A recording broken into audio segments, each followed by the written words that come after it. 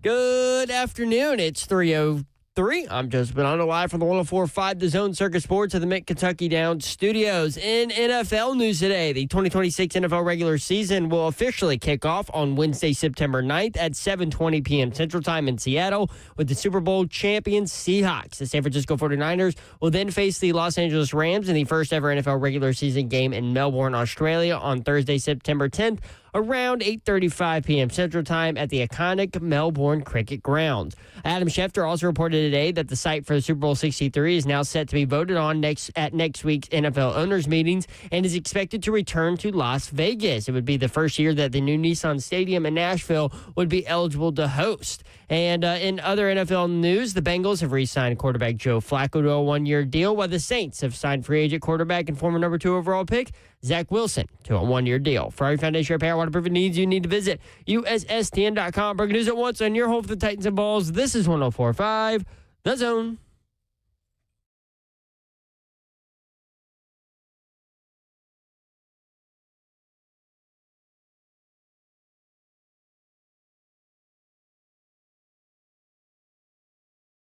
Three at 104.5 The Zone. It is the Wednesday edition of the Big Show. There he is. He's Ron Slade. I'm in the building. Let's go. You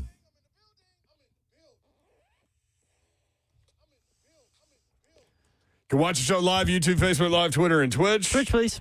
Executive producer of 3HO is F. I need one of them 18-wheeler horns for this one, for this intro right here. Yeah? Yeah, this is a Gordy special. But I need it in the studio, like one of those. Because you can hear it in there. I guess I like that. Huh. Okay. Shout out to all my truckers out there, man. What's up, y'all? Drive right out there, fellas. Drive right. It's getting warm. No deadheading. Yeah. It's some of the fun times for truckers, though, when it's when it get warm like this. Why? People, sunroofs open, everybody having a good time. Oh.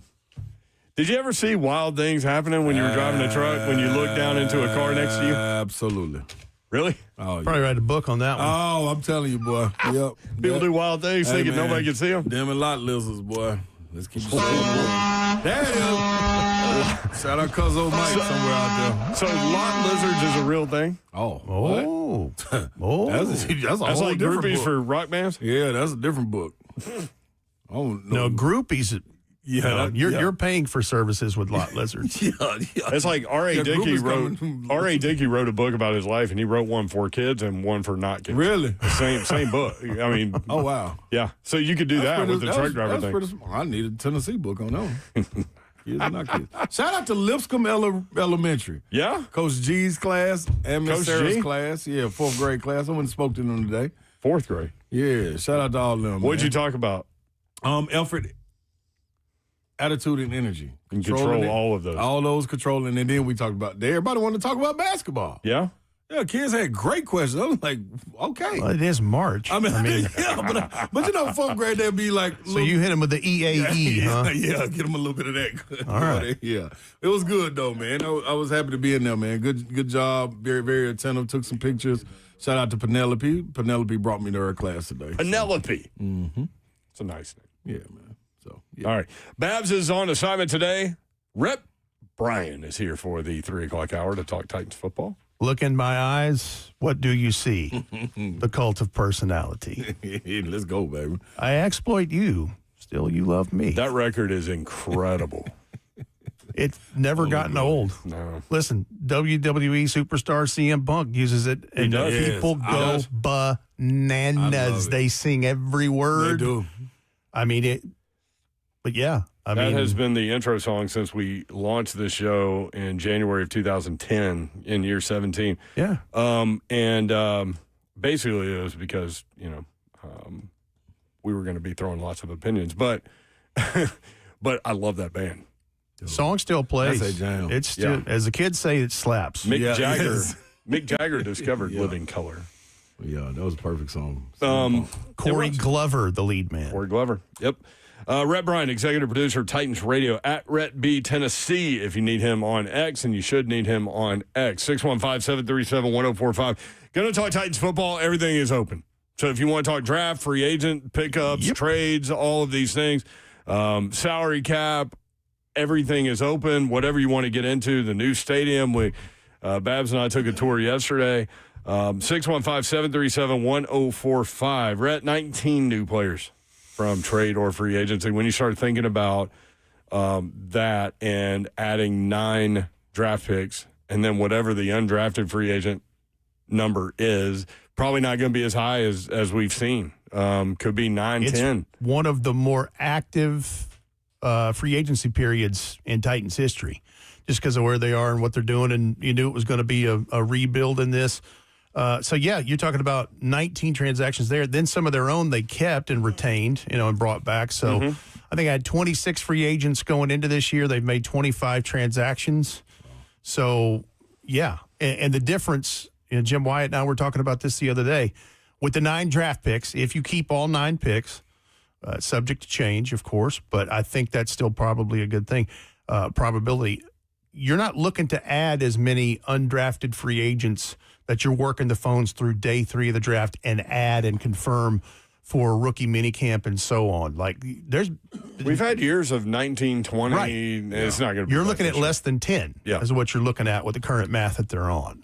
So, and maybe you could be attracted because you have more money to spend for that market. I know that's down the list, but I mean we see every year undrafted free agents make it. So yeah. So we'll see. NFL cap space remaining for each team from NFL stats. Top 10 remaining cap space numbers. Ravens number 10, $30.5 million. Steelers 9, $30.6. Eagles 8, $33.7. Patriots 33.9, they're 7th. Seahawks 6th with $33.9 million still left on their cap. Super Bowl. Yep. Cardinals 5, $45.4. Jets 4, $47.6. Chargers. We wonder this every year. Are they going to make a jump this year? We always wonder that with the quarterback they have. And I almost said it again, but then I realized I've said this like the last several years, and you always shake your head at me. Yeah, I mean, he will be up for preseason MVP again, like always is. And then I will say, but they the last couple of years, space. That's wild. The injuries have hit them hard. Mm-hmm. Well, let's put it in perspective too. To your point, Ron, it's much like the caveat or the asterisk that you're putting next to the Houston Texans. Until they get their offensive line straightened out and have some weaponry there, like they've built some things, but they've had some issues. Yep. I mean, Houston's completely remade their line now, right, with everything they've done in free agency. Yes. Yep. So until that happens, because Justin Herbert can play now, there's no doubt. There's no question. He plays hurt and he's Superman. And Jim Harbaugh will have the defense ready, and special teams is always, that's good, but it's been the O-line has been the point of emphasis. Yep. Definitely. Well, they're 3rd in cap space. Number 2 on this list, Commanders, $50.2 million left. Number 1, NFL cap space remaining, Titans. So number 2 was 50.2. The Titans have 64.5 still. Now, is that top 51, or is that? They did not define that. Okay. Yeah. That's still a lot of money. Great question. Mm-hmm. I mean, you got plenty of operational cash through the season. Clearly, you're not going to spend all of that. I would anticipate. Wait till next offseason to redo Big Jeff, do you? No, I would think Big Jeff is probably one of the next couple things. I mean, they're in draft mode right now. I think once draft is over, I think that because I'm sure they've probably been talking with his agent, but that guy's earned that kind of money, and it's time to tack some stuff onto that. And then it's just what you decide to do with Peter Skoronski's. That's going to eat into that too. If you do, I think you have to declare his 5th-year option by May the 2nd or 3rd, something like that, like right after the draft. Which is what they will do, and that rarely happens with this organization. But that's a 1-year big, that's a cap hit. Anyway, I think they've had the right approach to this. They have gotten starters, they've gotten backups, they've gotten edge of roster players that are special teams guys, that are core special teams that will help. Like they've addressed a lot of stuff. And like I said on y'all's show last week, I feel like Mike Borgonzi has set this stuff up so that the draft kind of comes to the Titans. Yeah. Not just at number 4, but just throughout the draft. Yeah. No chasing. Yeah. Built in this Yeah. year. Yep. It's wild too when I mean we all look at mock drafts every year, but this one, like the mock drafts this year, depending on the week, it's been different guy, all these things. So we'll see how it all plays out. 19 new players from trade or free agency. How many of them have the best chance to start? You mentioned competitive situations with some of the guys. Some of the guys will just be penciled in. Like Jermaine Johnson, he's on the field. Yeah. Wandale Robinson. He's on the field. On the field. John Franklin Myers, he's on the field. That's to be out there. Alante Taylor. Cordell Flott. Mm-hmm. Yep. Those are your two starting corners. Yep. So, I mean, they did get starters in this process, right? And then you get competitive situations with Sloatman at center, Cordell Volson at guard. I mean, I look at Cordell Volson as more of a depth piece and rotational piece just based on one thing. Okay. Now, he's had a bunch of snaps. Like, he played a bunch of ball his first 3 years. I think he had over 3,000 snaps. But he tore his right shoulder in training camp, had surgery shortly thereafter. He missed all of last season. So he's coming off of that. Thus, it's a friendly deal. Doesn't mean he couldn't compete or whatever, but we have to see where he is with all of that and not playing football in football shape since last summer. Yeah. So, and that's why I say, you got to figure out what right guard is. I think you got to figure that out. I don't know if that's, did he entertain the thought of Kevin Zeitler coming back? Do you draft an interior offensive lineman? There's a good group of centers and guards that can be had even through night 2 of the draft. And just go young. I mean, you could do that. Mm-hmm. I think Sloatman is at least going to compete for the starting center job, and maybe they think and believe that he is the starting center. I don't think they're going to put a rookie in that situation. They might draft one in the later rounds that develop for down the road. But I think Sloatman was just a 2-year deal. But you've got some work to do on that offensive line. You mentioned Wandale Robinson. What will the impact be for him? Nobody had more targets in the slot last year in the NFL than him. So let's look at it from the bigger group picture in this. And with what they have reportedly done with Calvin Ridley, has not been official yet, I don't think, reported by the team. But so Calvin Ridley is your one right now. Mm-hmm. Mm-hmm. And Wandale Robinson is predominantly a slot receiver.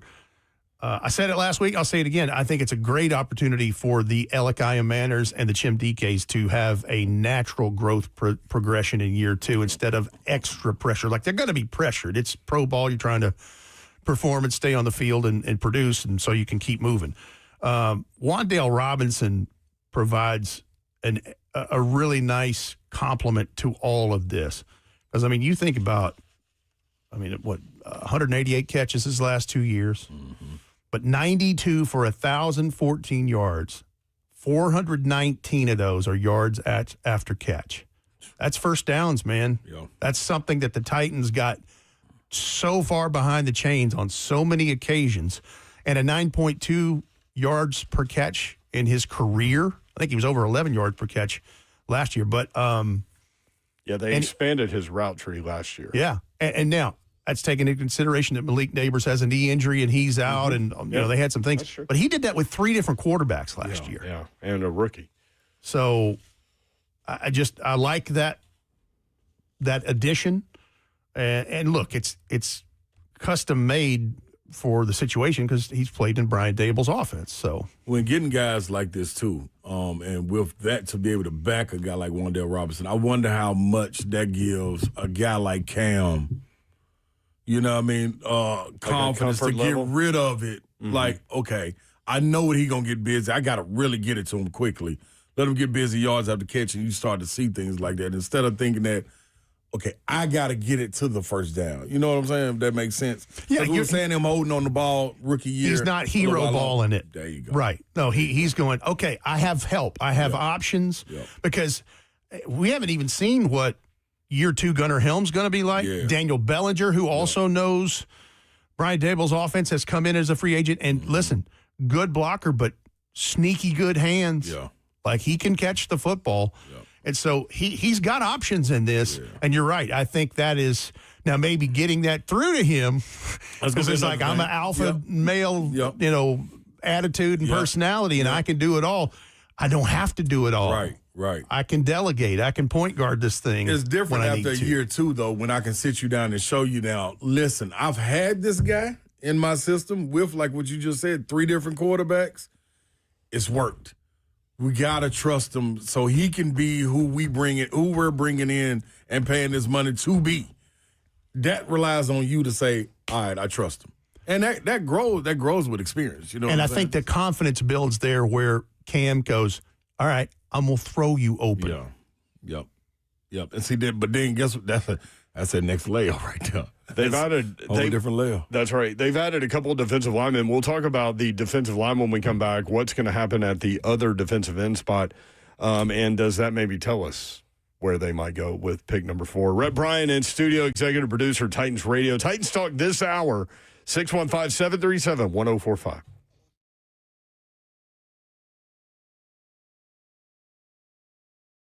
This is a different court, Blair.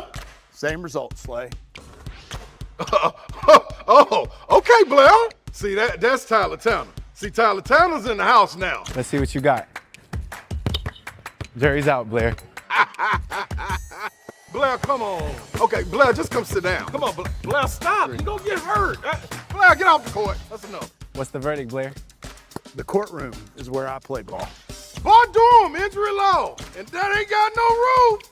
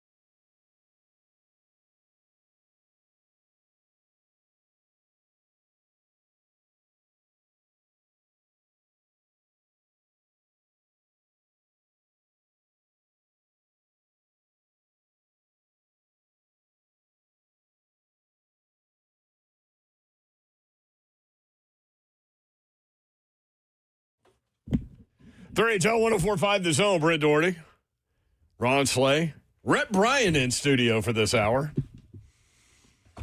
Did you request this? I did not. I know what Rhett likes. He does. See, That's a good. y'all, Zeph is a good man. Rhett B could do like a rock music podcast, and it would be the best rock music podcast in America. Going to expand that to all music.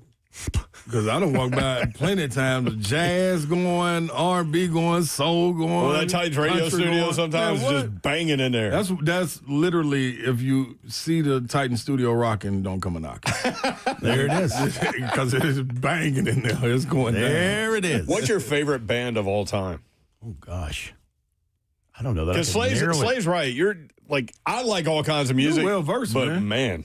It's crazy. I don't know if I can narrow it down to, because if I was to go, well, You got a 3, 4, 5? You got like a 3, 4, 5? I mean, there's the Rolling Stones, the Beatles, but All that. But then I go, but wait a minute, where's Earth, Wind, and Fire? Where's the Temptations? Where's the Four Tops? Where's the I just start going down the list. That's Earth, a Wind, bad and Fire question is- to ask him. Earth, Wind, and Fire is amazing. And I always think about, like, how did they pay everybody? Because there's like 30 people in that band. There's a lot going on. Yeah, I got You know news what I mean? for you. If you just Like back up Justin singing and Timberlake- dancing, you're not getting what. No, But like the Justin other guys- Timberlake left NSYNC because he's like, why am I splitting all the money? Yeah. By the way, that MJ movie dropping next month. Oh, that's right. Can't wait. Whoa! I can't wait. Take I can't my wait. money. Yeah. Take it now. What is like his nephew? did That's it? what I heard. That's what I understand. Yeah. I can't wait to see that. Hey, the guy's his voice, just Yeah. speaking cadence. He nailed that part. He right on. Like I'm like, is he they? Like what happened? It sounds like he's still with How did us. he get back here? Yeah. It's Jafar Jackson, his nephew. Yeah, his nephew. And I think there's a controversy between I saw where there's a dust up, but Janet and Jermaine are upset about this. Or like, I wouldn't doubt it. anywho, Like this is mega. I mean, they're going to reenact the whole Pepsi Yeah. commercial shoot, like the whole deal, It's man. I'm serious. like, wow. This is serious. Mm-hmm. No question. Want to be starting something. Hey, that's it. Titans need to. 3HL Yes, they do. 1045, the zone, 615-737-1045. If you have a Titans question, Rhett Bryan's in studio. We're talking Titans football this segment. And Tristan is in Brentwood. Tristan, good to meet you at the SEC tournament, brother. How are you? Great, Brent, and great, Ron. And, okay, here's the deal. If we draft Jeremiah Love, most running backs that are drafted first round are usually you're not going to make the Super Bowl. That's a statistic. Look at Najee Harris, Bijan from Atlanta, and Jeremiah Gibbs from Detroit. So if we want to go that route, you're not going to make the Super Bowl. If you want to go a different route, like trade down or get a tight end, or, yes, I would say trade down and get the center from Indiana, which we need a center, or the tackle from Utah. And, yeah, that's about it. And also go Wildcats from Arizona also. Hey, get out of here. Get out of here, Tristan. Go Valls over here, man. Nah, that's Arizona good pick, dude. That's a good pick. No question. Yeah. No question. Okay. All right. Thanks, Thank brother. you, Tristan. Appreciate you, man. Yeah. Yeah, so Tristan, you wouldn't have to trade down from 4 to get Pat Coogan. Pat Coogan is the MVP of the Rose Bowl. Great story. Center for the Indiana Hoosiers. I mean, you can literally get him late day 3. Yeah. Question, Gordy, for that statistic that people throw out with taking a running back that high.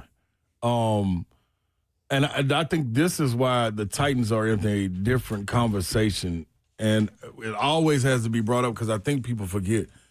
This number 4 pick is coming on the heels of having the number 1 pick, and that number 1 pick being a quarterback, a franchise piece. So I wonder with that, like what Tristan said, like you draft a running back that high, you don't go to the Super Bowl, you don't win the Super Bowl. But how many of those are drafted and paired with, like to your point, that you've been saying for weeks, like I mean, you give Cam a top 5 pick, the number 1 running back on the board, like what is it different? So, Yeah, there are a couple things there. So economically, if it works, then you have a quarterback and a rookie deal for another 4 years. You have theoretically with the Right. 5th-year option. Yeah. Then you have a running back, another explosive playmaker running back on a rookie deal for 5 years. Yeah. Then you can spend the money all over the place, and that's where you can accumulate some things. Now, with Detroit, it took a lot for them to get from where they were because they were awful. Oh, bad. But they draft Gibbs, and they're perennial playoff team now, right? With Atlanta, I would argue that they did not utilize Bijan Robinson the way that they should have. So I don't think that's on him or the pick. I think that's on the previous staff. It left a lot of head scratching in that situation. Well, and here's the other thing. Like, it's the law firm of Robinson and Robinson now, because they got Brian Robinson in free agency. Was that yesterday? And listen, Tristan's not completely wrong in this. But here's the other part of it, Tristan. They need so many things and have needed so many things, and they've addressed quite of those things. It's what the brass in the war room thinks about who is it at number 4 that is the number one person at the top of their board that is the blue chip prospect. And if it happens to be Jeremiah Love, it happens to be Jeremiah Love. If it's Arvell Reese, same thing. Like there's so Slay and I were talking in the break. There are 5 guys right now that I'm okay with if they took at 4, like it really matters that I care, but or any of us. Yeah. But if it's Arvell Reese, if it's Sonny Styles, if it's Reuben Bain, if it's David Bailey, if it's Jeremiah Love, I got no problem with any of those because those are all very good football players. And guess what you need? Good football players. It's just that simple. So I would just start with that. I had started peeling through. I am looking through my notes. I've looked through about 85 to 100 dudes.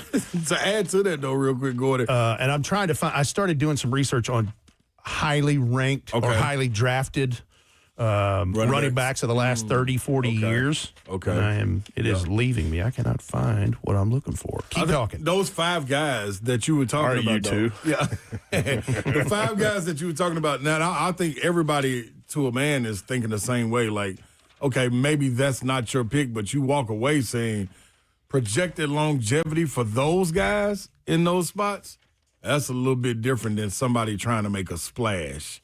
You know what I'm saying? Like, you may hit, you may not. I think all them dudes, man, Arvell Reese, Sonny Styles, Jeremiah Love, the list goes on. Like, all them dudes that hit it 4 are going to be people that are going to be around for a while. So PFF had today, they released another mock draft, and they had the Titans taking Sonny Styles.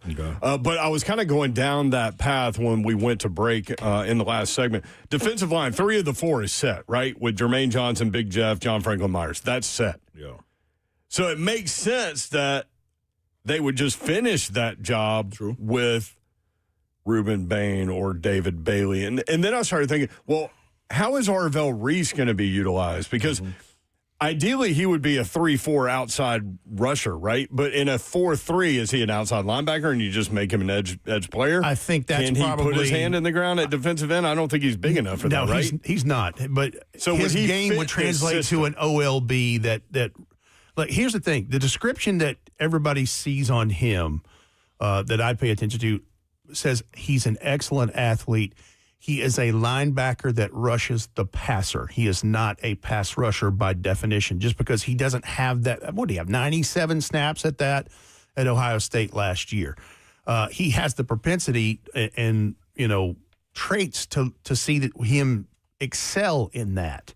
Whereas Sonny Styles is more of a Mike linebacker, that just covers the field and does all kinds of crazy stuff. And look, we don't know what the rotation and those things are, because Robert Saleh's defense in previous years and stops, his defense, especially the front, it rotates quite a bit, especially the front 4. Yes, he does. That's why he's acquiring all these defensive linemen.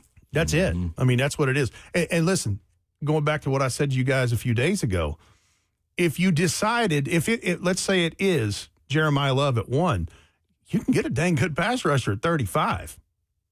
I promise you that. Well, if Zion Young is still sitting there from Missouri, go. Yeah. Love him. Yeah. And he's that size and type that they're looking for as an end. So whether it's that, there's options. There's 100 options. So I was looking through top drafted running backs. Obviously, Ashton Genty went 6 to the Raiders last year. There's a lot of people believe Jeremiah Love is a better prospect than Ashton Genty right now. And, of course, now, knowing that Ashton They're different Genty players, they're different players. He's played in different competition and conferences. Yep.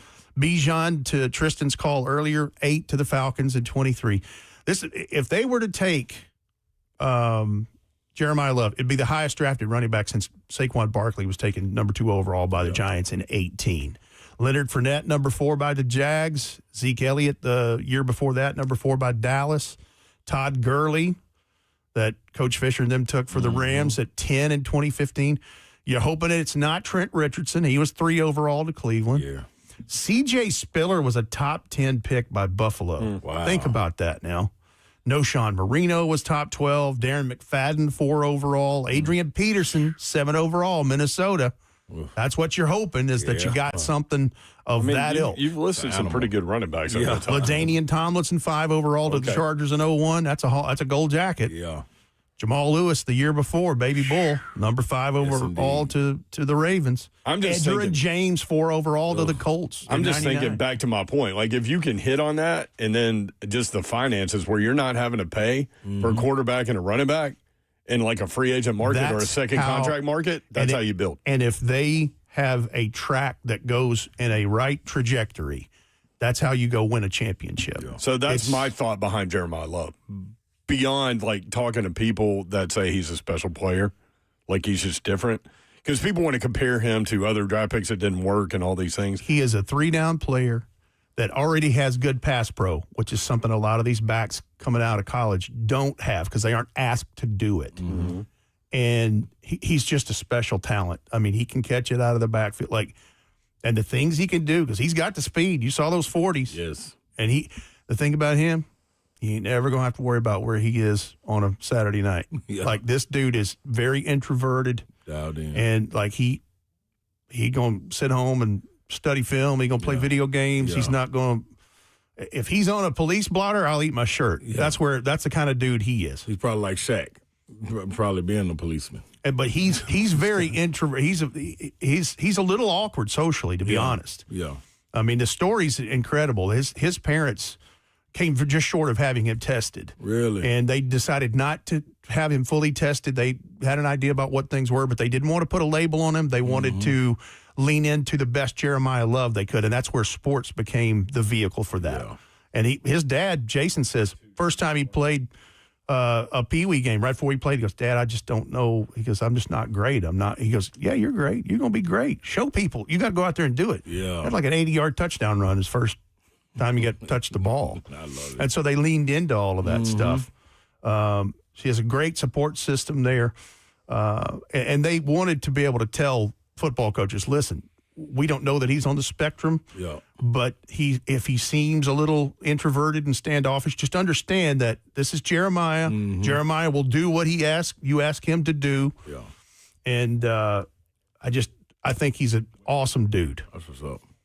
I like So at Notre Dame's pro day, when he spoke with media, this is what he said his pitch to NFL teams about what they're getting in him. And it kind of goes along exactly with what you're saying about this guy seems like he's all ball, and outside of the football field, he's going to stay to himself.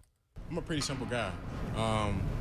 You draft me, I'm not doing too much of nothing other than football. Like, outside of football, like, That's camp.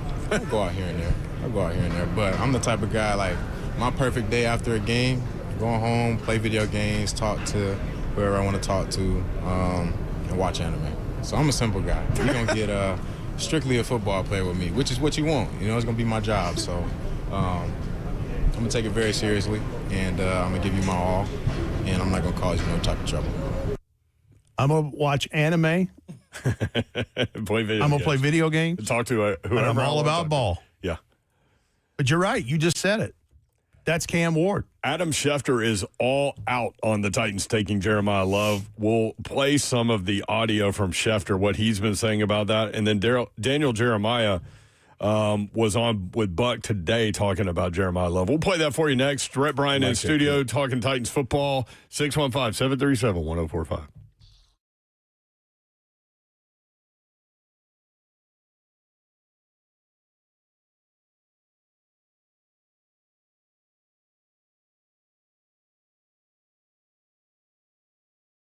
What's happening, good people? Yes, indeed. Big Slay coming to you with Synergics and Low T Center. You need to head over there and get to myhealthfix.com. If you get there, get myhealthfix.com, you can sign up. Go right in there, walk in and tell them Big Slay sent you. And guess what? TRT test for men, that's going to be free. Women, you can also get your hormone test, and that's normally $299, but it's $99 if you tell them I sent you. And also, peep this. Get a weight loss consultation. That right there is free. All you got to do is go in. Either way, it all starts with the simple, quick, free TRT test at the center. The on-site labs mean you get results back in 20 minutes or less. So there's no waiting around for days like other places with the new mobile app. It's even easier to meet the provider, talk to them, and you're not talking to any computers or AI, none of that. They're going to talk to you as human on human. Is guaranteed to be able to get you a fitting for your body. Get the feeling back like yourself. Go to getmyhealthfix.com, Synergics and Low T Center. Gupton Dodge Chrysler Jeep Ram, that's where you need to go to get that next new vehicle. Whether you're looking for a car, truck, SUV, Jeep, Sprinter, van, whatever you need, they've got you covered. Just let them know what you're looking for. Maybe you need something with more space. Maybe you need something a little more cost-effective for you. Just let them know. They'll point you in the right direction. Go take your test drive. Go inside. They will help make the numbers work, and it will be that easy. Gupton Dodge Chrysler Jeep Ram. Daniel Gupton and his crew ready to help you out. Their service department is impeccable. They'll let you know after you purchase that vehicle. When you need oil change, tire rotation, balance, whatever you need, they will let you know. Get on in there and they'll get you serviced. Gupton Dodge Chrysler Jeep Ram. Check them out online. GuptonMotors.com is the website. All of the dealership information is there. All of the inventory is there, new and pre-owned. You can find right there online, GuptonMotors.com. All the deals they have going on in the month of March. Right there, GuptonMotors.com. 3450 Tom Austin Highway in beautiful Springfield, Tennessee. About 30 minutes from downtown Nashville. That's Gupton Dodge Chrysler Jeep Ram.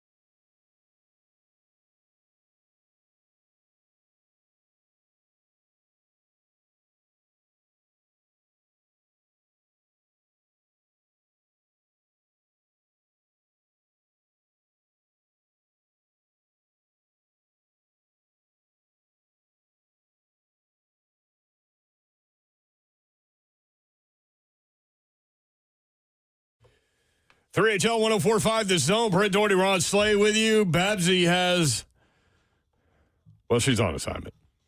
Rhett Bryant in here for another segment. Talking Titans football. PFF's latest mock draft. Raiders, Fernando Mendoza, quarterback, Indiana. I mean, that's on every mock draft, right? Dan Orlovsky says that Ty Simpson is the best quarterback in the draft, but he's the one. Jets, Reuben Bain Jr., number 2 to the Jets, according to PFF. Number 3, a trade. Cowboys trade up with Arizona to grab Notre Dame running back Jeremiyah Love at number 3. Jerry loves him a running back. Number 4, Titans, Sonny Styles, linebacker, Ohio State. Tell you more about that in just a little bit, what they wrote about that. Arvell Reese, 7 to Washington. David Bailey, 9 to Kansas City. Some of these guys going way down on this PFF draft. Caleb Downs, 10 to Cincinnati. Ty Simpson, 20 to the Cardinals. Jermod McCoy from Tennessee, 23 to Philly. And Colton Hood, we keep seeing this, 32 to Seattle. Like every mock draft has him 32 to Seattle. Yeah. They've lost some things on their defense after, and it makes sense. Yeah. Easton Freeze with A to Z Sports did a new mock where he has the Titans taking Texas Tech edge rusher David Bailey. Round 2, he's got Washington wide receiver Denzel Boston going at 35. Don't hate that. I'm going to check him out. Round 3, it's David Boston's kid. Round 3, Arizona cornerback Traden Stukes. Don't hate that either. Round 4, Iowa inside offensive lineman Logan Jones. Logan Jones. Now there's your center of the future. Mr. Logan Jones. Yeah. 20, I forget how many. Hang on a second. I'll find it for you. I didn't know that about David Boston. I know that was his son. Yeah, his granddad's Byron Boston, the former NFL official, too. BB. No. So, yeah. Logan Jones, unanimous All-American, Remington Award winner for the nation's top center in 2025. Okay. 2,800 collegiate snaps, all at the center position. 4-year starter, team captain, plus blocker at the second level, strong lower body, good pass blocking grade, just 3 pressures allowed in 25. The thing that is the question mark is not ideal length and slightly undersized. He's 6'3", 299, arms 30 3/4, hands 9.5, but ran a 4.9 in the 40 at that size still. So you've mentioned a couple of centers that they could grab in the middle rounds. So it wouldn't shock you if they did that. No. Yeah. No, because there's some, Jake Slaughter from Florida is one. The one that everybody seems to be really high on, and I wouldn't disagree, is Sam Heck from Kansas State. He's probably night 2. But, yeah, there's options there. There's good. It's a good year for interior offensive linemen. So with all this Jeremiyah Love talk to the Titans, Adam Schefter has gone against that. He talks here about the Titans draft and not taking Love. Turns Cam Ward into the type of player that he has the talent to be as the former number 1 overall pick last year. Then the Titans can be, I'm not telling you they had the kind of season that the Patriots had last year, but they could go to the playoffs next year. Yeah. They could go to the playoffs. If Cam Ward is turned around and if Cam Ward is up to his potential, playing up to his potential from Dayball, watch out for the Titans. That's right. Yeah, and that's before, they've been linked to Jeremiyah Love in the draft, too, who a lot of people think he might be the best player in the draft. You don't think he might so? be the best player in the draft. That would surprise me if he's at 4. I think the Jeremiyah Love watch starts at 5 with the Giants. Why 5 though? Like he keeps saying that. Scatterbo obviously is there. He's coming off injury, but Jeremiyah Love and Scatterbo are 2 different things. Scatterbo. Can you imagine the 2 of those guys? Oh no, yeah, it's 2-headed monster. No, I love Scatterbo. Plays with reckless abandon. But they have a lot of needs too, right? Why double up at running back? Well, I'm going to tell you the other part, though. Everybody keeps going back to Joe Shane letting Saquon Barkley slip out in free agency. Mm-hmm. I think that's where some of that is rooted in. Yeah.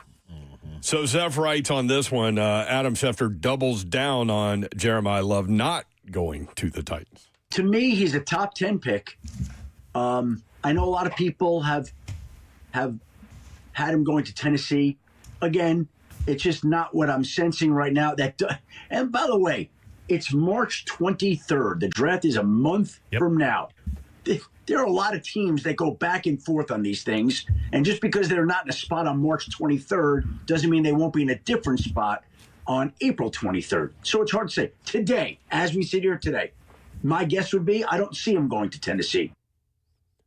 I mean, the biggest part of that is, like, how does the draft fall, right? And to your point, and I think it's a good one, is sitting at 4 with 5 legitimate players from which you can choose, you let the draft fall to you. Yeah. At that point. So, and you're really waiting to see what, the Jets do at 2 and Arizona does at 3. Because number one's Fernando Mendoza. Yep. That's a foregone conclusion. You really have the number 3 pick. You really have the number 3 pick. And listen, in that one mock scenario, it's like, I don't see anybody trading up to get Jeremiyah Love. I just don't. Mm-hmm. If it's a quarterback we're talking about, that's probably a different thing. Yeah. But I don't see that. About a month away. Yeah. Let's go to cut number 4, Zeph Dog. This is Todd McShay talking. Who wears number 4, by the way? This is Todd McShay talking about Schefter's reports about Love and the Titans. But I think the jumping off point for everyone publicly was at number 4 with the Titans. I'm not saying that's over, that he's not going there. I am saying, and I'll be honest, it started with Schefter. Adam Schefter came out and made a very public comment that I don't think it's going to be the Titans at 4. So then I start following up. Here's what I don't want to say hearing. Here's what I know. Just like every other pick in the entire draft, 250 plus picks, there are going to be people in every organization that want player A, people that want player B, and there might be a player C, D, E, and F, right? Mm-hmm. The people within the building are pushing for. And that's a healthy scouting department. Because when you have a scouting department where everyone is a yes man and, okay, that's who you like, Jim, then that's what we're going to do, then you have a cancer building in your building. I think there are people that have a strong opinion on what Jeremiyah Love could provide for a second-year quarterback and not just his running ability, but also his ability to catch the ball out of the backfield and put him with Tony Pollard. And now, we can rely on our run game more. And this is going to take a little pressure off, right? And allow Cam to keep developing. There are people in the building that are looking at it and saying maybe a wide receiver. But specifically with Jeremiyah Love, I really think it's going to come down to you got a head coach who's a defensive guy. You've got a general manager who's got to manage all this, and Mike Barganzi, right? Who we got to know a little bit at the combine, really like him. Not just because he's a hole, but he comes from the right stock. Kansas City Chiefs, did it the right way. From Boston College to a very small role in the Chiefs and climbed his way. He knows what he's doing. He's been around a lot of success. So he's got to manage a defensive coach. And then you got Brian Daboll, who it's not publicly, but I've shared very strong opinion on some players in the previous regime in the Giants that he wanted to bring in and that they passed on. And then finally got kind of, because of those failures, I think the general manager said, well, maybe I need to give the head coach what he needs. And so Jackson Dart and Cam Scatterbo in different areas of the draft, trading back into 24, 25 overall to get Jackson Dart. And then in the 4th round, getting him Cam Scatterbo. Those were the 2 guys he wanted. So there's going to be some healthy push and pull in that organization on that pick. If it's not the Titans, the clock starts for Jeremiyah Love at 5. Okay. There you go. Todd McShay talking about that. Daniel Jeremiah on with Buck Rising today talking about Jeremiyah Love. Wow, I just think you're talking about somebody who's so dynamic. In a league that's obsessed with explosive plays, he gives them to you, and he can give them to you running the ball or catching the ball. And it's not just, check down stuff, swings and screens. He can run legit wide receiver routes from the slot. So he's a total weapon offensively. And, so that's why I love him as a player. And then you think about Tennessee, and look, these D linemen would look great, added to the mix of guys that they've brought in here during the offseason. I think they've got some good pieces around Simmons now. But to me, the value's there. You could make the case for those defensive linemen. But when I think about where they are as an organization and how bad they were offensively last year, and Wan'Dale Robinson's a nice player, but I don't know that they've got a real needle-moving, difference-making addition on the offense in the offseason, and this provides that. And so it's a weapon for Cam. I think it helps you, evaluate him as he's going through year 2, new coaching staff. To me, I just love the idea of doing something for my quarterback here with this pick. Can catch the entire conversation, the Buck Rising Show with Daniel Jeremiah on YouTube. Go to 104.5 The Zone YouTube feed, and you can find it there. So DJ's got a point, though. 16.7 points per game ain't going to cut it. Yeah. You got to put points on the board. And, listen, it's been said. Stay out of third and long. Yeah. What can help you stay out of third and long? Sure. But, I mean, consistent run game. You got to do something when you get down there. It's been said in the chat, this is it, Steve and Eddie. I'm like, you ain't wrong. Yeah. Third overall pick, 95, 96, pick 14, Heisman Trophy winner, Eddie George. Pretty good run. Great. Pretty good run. So, and look, the other thing I'm thinking too is, and this is overreaching, but what puts butts in that new stadium? Like, you got sexy picks at offense, and not saying a pass rusher wouldn't be nice. Don't get me wrong. New playmakers. Just playmakers, man. Yep. Help your quarterback. No question. You're a playmaker. Rhett Bryan, executive producer, Titans Radio at Rhett B, Tennessee. Thank you for coming in. Glad to do it, gentlemen. Let's go to on. All right. When we come back, Hubert Davis out at North Carolina. Where is Mark Byington, the Vanderbilt basketball coach, on that betting list to succeed Coach Davis? We've got that for you next. 3HL 104.5 The Zone.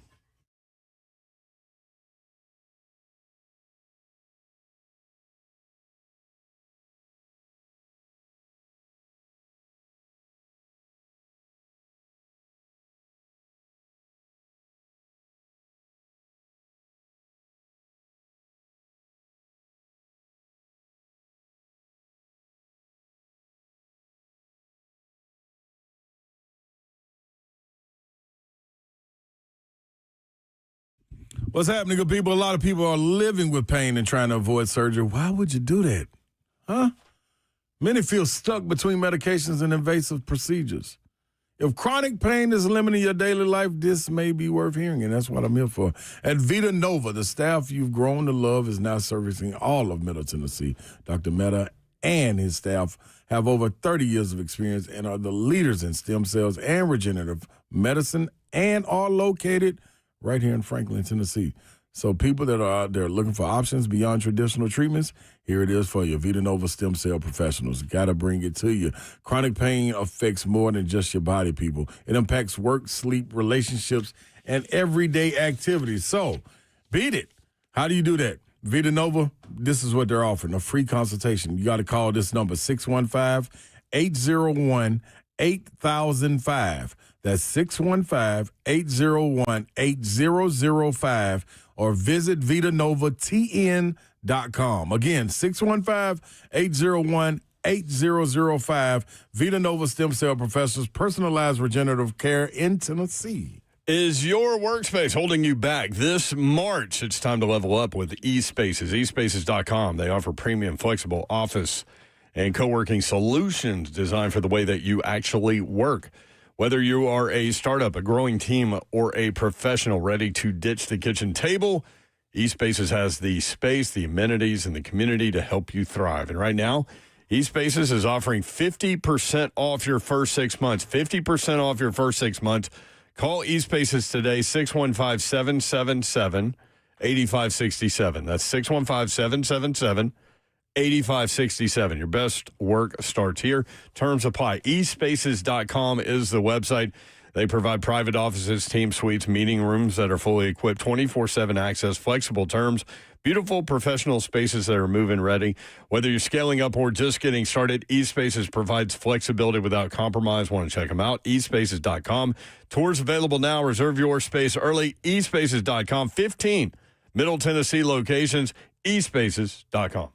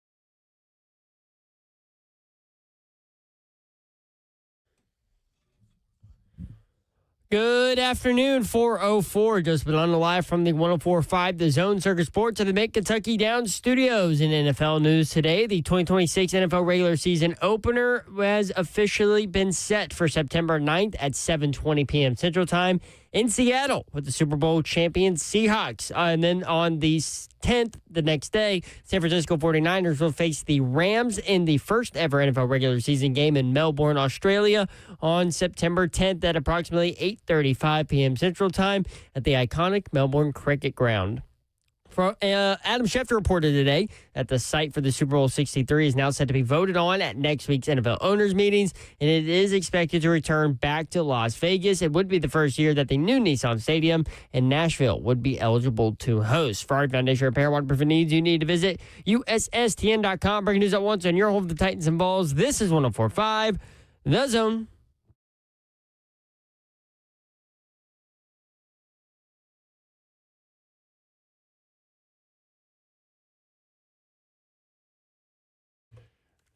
HL 104.5 The Zone. Brent Doherty with you on a Wednesday in the Music City. Hope you're having a great day. Wednesday around here is day.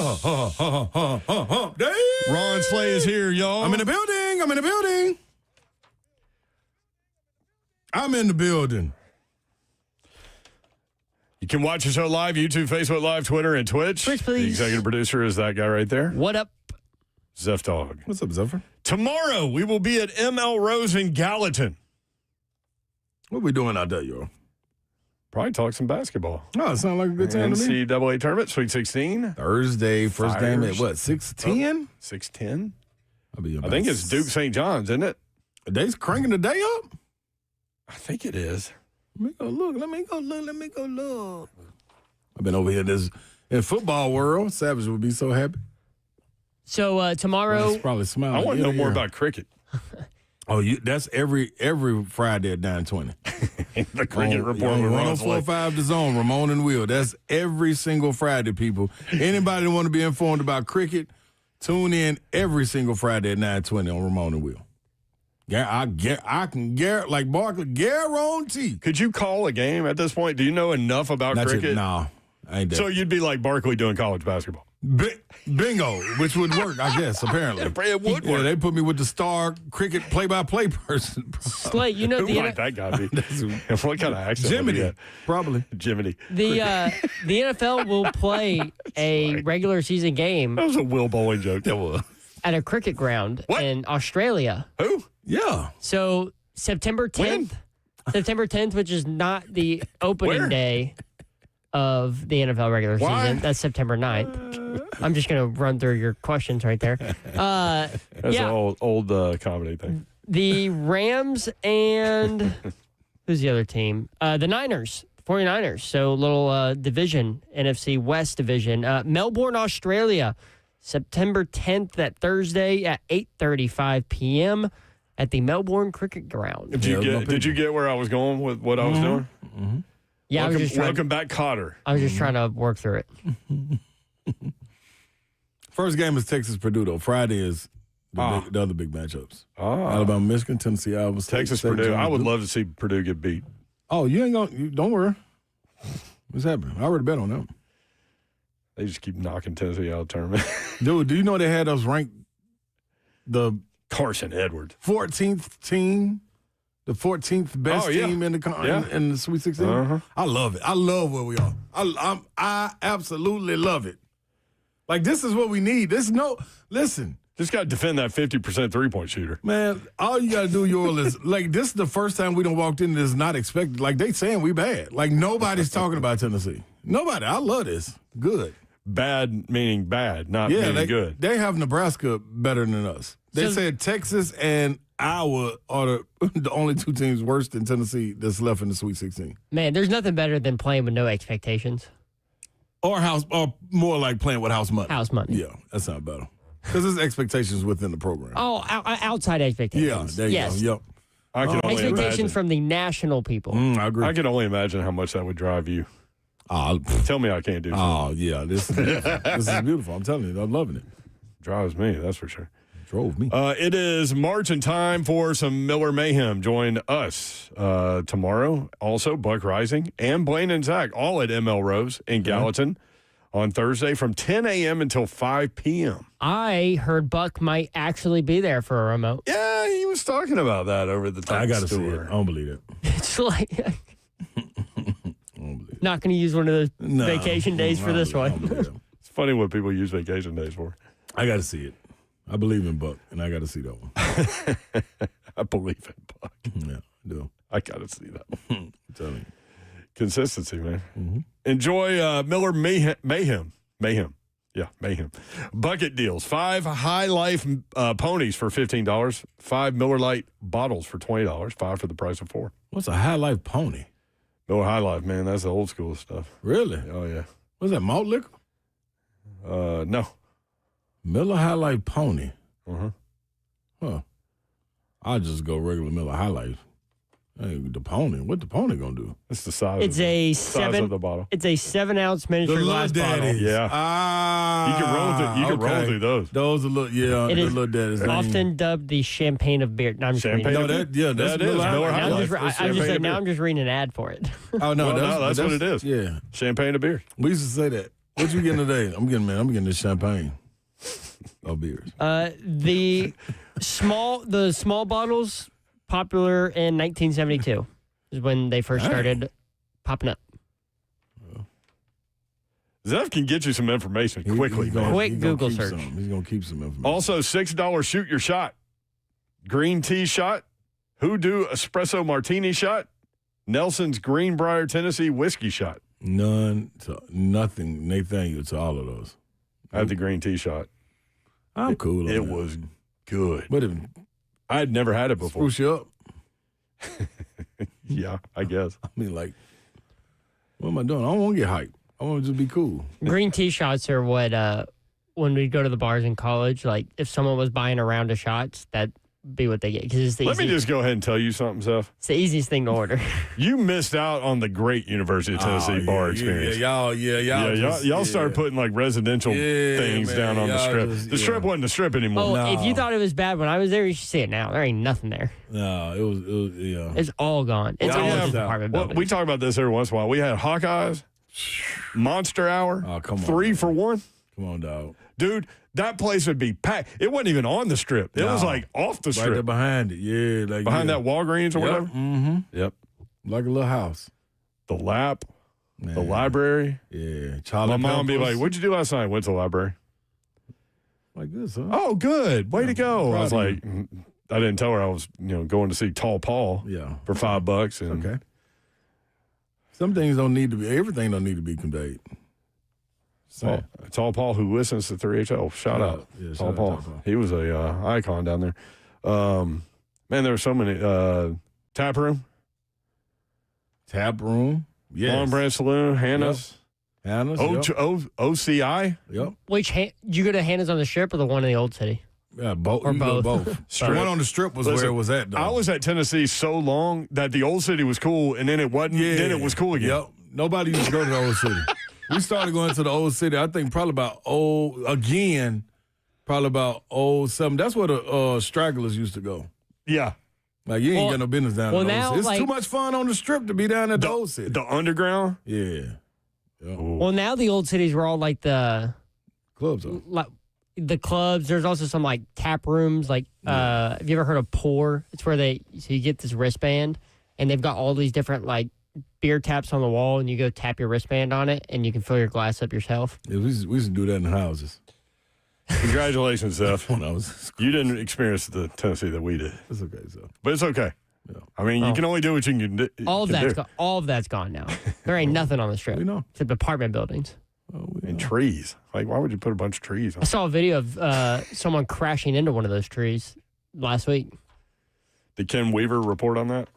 No. Did we figure out what happened to the horses out on the road yesterday? I don't know. That was weird. Can you go down there and ask him? Yeah, I will on a break. ML Rose is your local neighborhood spot to catch all the basketball madness. Grab your crew and enjoy a huge beer menu. Ice cold bucket deals, legendary burgers, wings, and waffle fries that keep the energy high from tip-off to the final buzzer. 8 ML Rose locations. For details, mlrose.com. We'll be at the Gallatin location tomorrow. Buck Rising Show, Blaine and Zach, and 3HL. Also, this copy should say cover 2. But, okay. That is the name of their show. It is. But that's not what it. Absolutely It right. doesn't say anything. It reads. That's not what it reads. If you want to watch the show live, YouTube, Facebook Live, Twitter, and Twitch. Twitch, please. Hubert Davis out as coach at North Carolina. BetOnline.ag. He gone. Lists the favorites to become next Tar Heels coach. The favorite is Billy Donovan at 7-4. He's at the Bulls. Apparently, he is probably not going to be at the Bulls. But Rick Pitino said that he doesn't think Billy Donovan will take that job. It's. I would love to see him come back to college. College could use him, but I just think, man, part of the reason him leaving was because it was about to get chaotic. And now it's full on. And now it's, this is why you left. Yeah, like, the comment was forming, and now it's flying across the sky. Yeah, I don't think you want to come back to this, though. By the way, when is remember Haley's comment? When is that coming back? When is that coming back? Is it Haley's or Haley's? Haley's comment. I would think Haley. That's going to get you covered. Rick Pitino has been mentioned as a potential North Carolina coach. He said today it's St. John's or retirement. That's it. Really? He said he would hire the number 2 guy on this betting list, TJ Otzenberger from Iowa State. He said he would hire him. I wouldn't. Otzenberger, a good catch. Let's get a little drama involved before Iowa State plays in the Sweet 16. Mm-hmm. Otzenberger that's a great Go ahead and catch. throw that out there. Oh, if you want Vol Twitter to start some rumors. I mean, it's out there. They can take it. There are a lot of people talking about him going to North Carolina. You know what? Actually, that's not a good way to challenge it. I don't think Vol Twitter can get that rumor started enough. I mean, it's already out there. Yeah, I think that's a good hire, though. That's a good coach. Number 3, Tommy Lloyd. Zona. Don't leave Zona. He built that. Yeah. Nate Oates, number 4 on the list. Nope. He ain't leaving. Brad Stevens, number 5 on the list. Another reason not to go. No. President of the Celtics. Doing a phenomenal job with the Celtics. Dusty May, Michigan. He ain't leaving. Why? And then Mark Byington, Vanderbilt. That's the only one. Byington and Otzelberger are the only ones. You buying in on Byington? Absolutely. Because man. That dude can coach it. Yes, he can. Yes, he can. And I can, I will say, man, the caliber athlete that he gets, that he could go get there would be a tad bit different from the developmental standpoint. I think you got to go get some guys developed at Vandy. You kind of go get those 5-star blue chippers when you're there. Not saying that you can't get that at Vandy, but North Carolina got a different gravitational pull when it comes to 5-stars, a la Caleb Wilson. 615-737-1045. Our buddy Arlo said Slade can put 3 ponies in one hand. Hello. I can. Yeah. Man, he also mentioned Copper Cellar on the Strip. Loved. That little basement area where you go there and nobody even know you're down there. That's the sneaky part. Rocky Top Market. Loved the Rocky Top Wings. They took Copper Cellar out, didn't they? Yep. Yeah, oh yeah. Mm-hmm. Took everything out, man. I know. It's sad. That's your generation's fault. What? We would have never let Copper Cellar was still there when I was there. We wouldn't have done nothing like that happens, though. It's probably when you start thinking about Canada. What? It got a little weird up there. Mm-hmm. Now, Gus's Good Times Deli's still there. Yeah, you can't get rid of Gus's. Although they fought it. Mm-hmm. They've been on the verge a couple of times, but yeah, they hung it up. Haley's comment. Yeah, when's will that coming return back? July of 2061. 2061. After that, We gonna make it? its next time is March 2134. Well, we're not making that one. 2061. What are the odds that all 4 of us, Don included, are still around for that thing? How many years is What are that we? away? 2026. Math. Oh, yeah, I'm out. Yeah, I'll be hanging somewhere. It's what, 35 years from now? Yeah. 35. Oh, that's easy. Oh, Be there tomorrow. I'd be close to 60. I'll be 87. Oh, yeah, you'd be right there. What time will it be on? Will it be on during our show? Oh, I would be 60. What time will it be on? Because if it's on during our show, we ain't going to be. So you're saying in 2061 you're still gonna be out there, HL? Yeah, why wouldn't we? How old? What is it? How many years is it? 35. Your number. Yeah, great number. So I'll be. What are you, 40? 79. 44. Dude, So- you are solidly going to be sitting on a porch in a rocking chair with a bunch of ponies in your hand. No, 80. I'll be 80. I'll be 45 this year. You'd be 80. When's the last time it came through? 2023. Yeah. Oh, that's what I'm saying. It might speed up for us. It might fast track. Get here early. Like, if it just got here a couple years ago, like, why would it wait that long? Also, where is it right now? It's got to be rotating. There's got to be a Halley Comet tracker. It's in space. Well, yeah, but where is it? Like the Santa Claus thing that you can track? Look, NORAD. Give NORAD something to do. Yep. It's got somebody put one of them little air tags on it. We'll find out. Where is that? Yeah. It's a 38-year journey, so. Air tags. That's what I'm saying. Where is it right now? Vanderman did go on a Canadian trip. He said he asked the Canadians if they knew Zell. And not a damn one did. I guarantee they did. I don't know a single Canadian. No, they know you, though. No, they don't. Of course you don't know them. You were born there. 615-737-1045. We're uncovering lots of stuff about Zeph over the course of time. Johnny in the Borough next up. Johnny, what up? Hey, what's up, guys? I appreciate it. Hey, listen, man, if you guys are still on the radio at that age, y'all gonna sound like that guy from Nebraska that's been there. Listen, man. Listen, we barely give any Fs right now. Can you imagine this? Hey, man. Exactly. No, hey, I'm hanging in there. Not to stick on it too much. I think Titans should get love because the reason why the next 5 years financially it frees up a lot of things. You can build a little bit more depth around that, and that'll help that because the offense will be set. But I got to tell y'all my pick for the Sweet 16. All right. Locked in. Put the time down right now. National championships. Let me hear it, Ron Slay. Good old Rocky Top. Oh, Johnny pulling a Reese. Love it. I like it. Thank you, Johnny. That's what I'm talking about. I wasn't ready for it. Y'all, can you imagine Babs like doing this show in her 70s? Oh, my gosh. You were talking about letting it rip. Now, first of all, Babs ain't going to be until about 3:45, 4 o'clock. So we're going to do the first hour without her. Yeah, she ain't tripping. And she ain't tripping.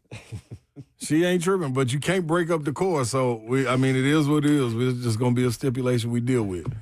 We'll catch her when she gets and she'll probably leave early.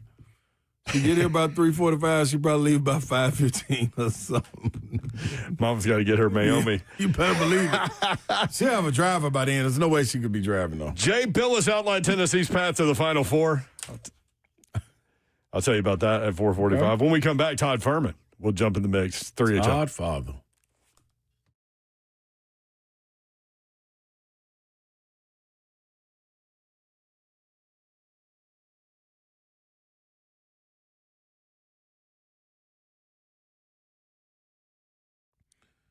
All right, what's happening, Big Slade? Coming to you in springtime. You know what time it is. I'm talking about that's the beautiful weather. That's tournament basketball. And, of course, delicious food we all crave. And y'all know the love for Shoney's that you've got, I've got. They have what you want, when you need it, when it comes to always fresh, always delicious food. So head in for Shoney's. All you care to eat fresh food bar for breakfast, lunch, and dinner. Or you can order a delicious meal with their extensive menu. The Shoney's All-American Burger, that's a favorite. Then you can go hit that Shoney's iconic world-famous hot fudge cake. Might drive there and get that after work. Or a slice of their signature strawberry pie. If you don't feel like cooking at home, you can let Shoney's do it because everything on the menu can be ordered online or from your favorite delivery app. I also love that Shoney's holds true to their values. That's family-friendly service, comforting, and that Southern hospitality with a twist. They got meals to go, which feeds groups of 4, 6, 8, or 12, enough for the next family get-together or your college basketball watch party this week. So stop by any Shoney's 4 locations, Middle Tennessee area, Clarksville, Dixon, Lebanon, and on Donaldson Pike in Nashville. It's Shoney's. Let's eat.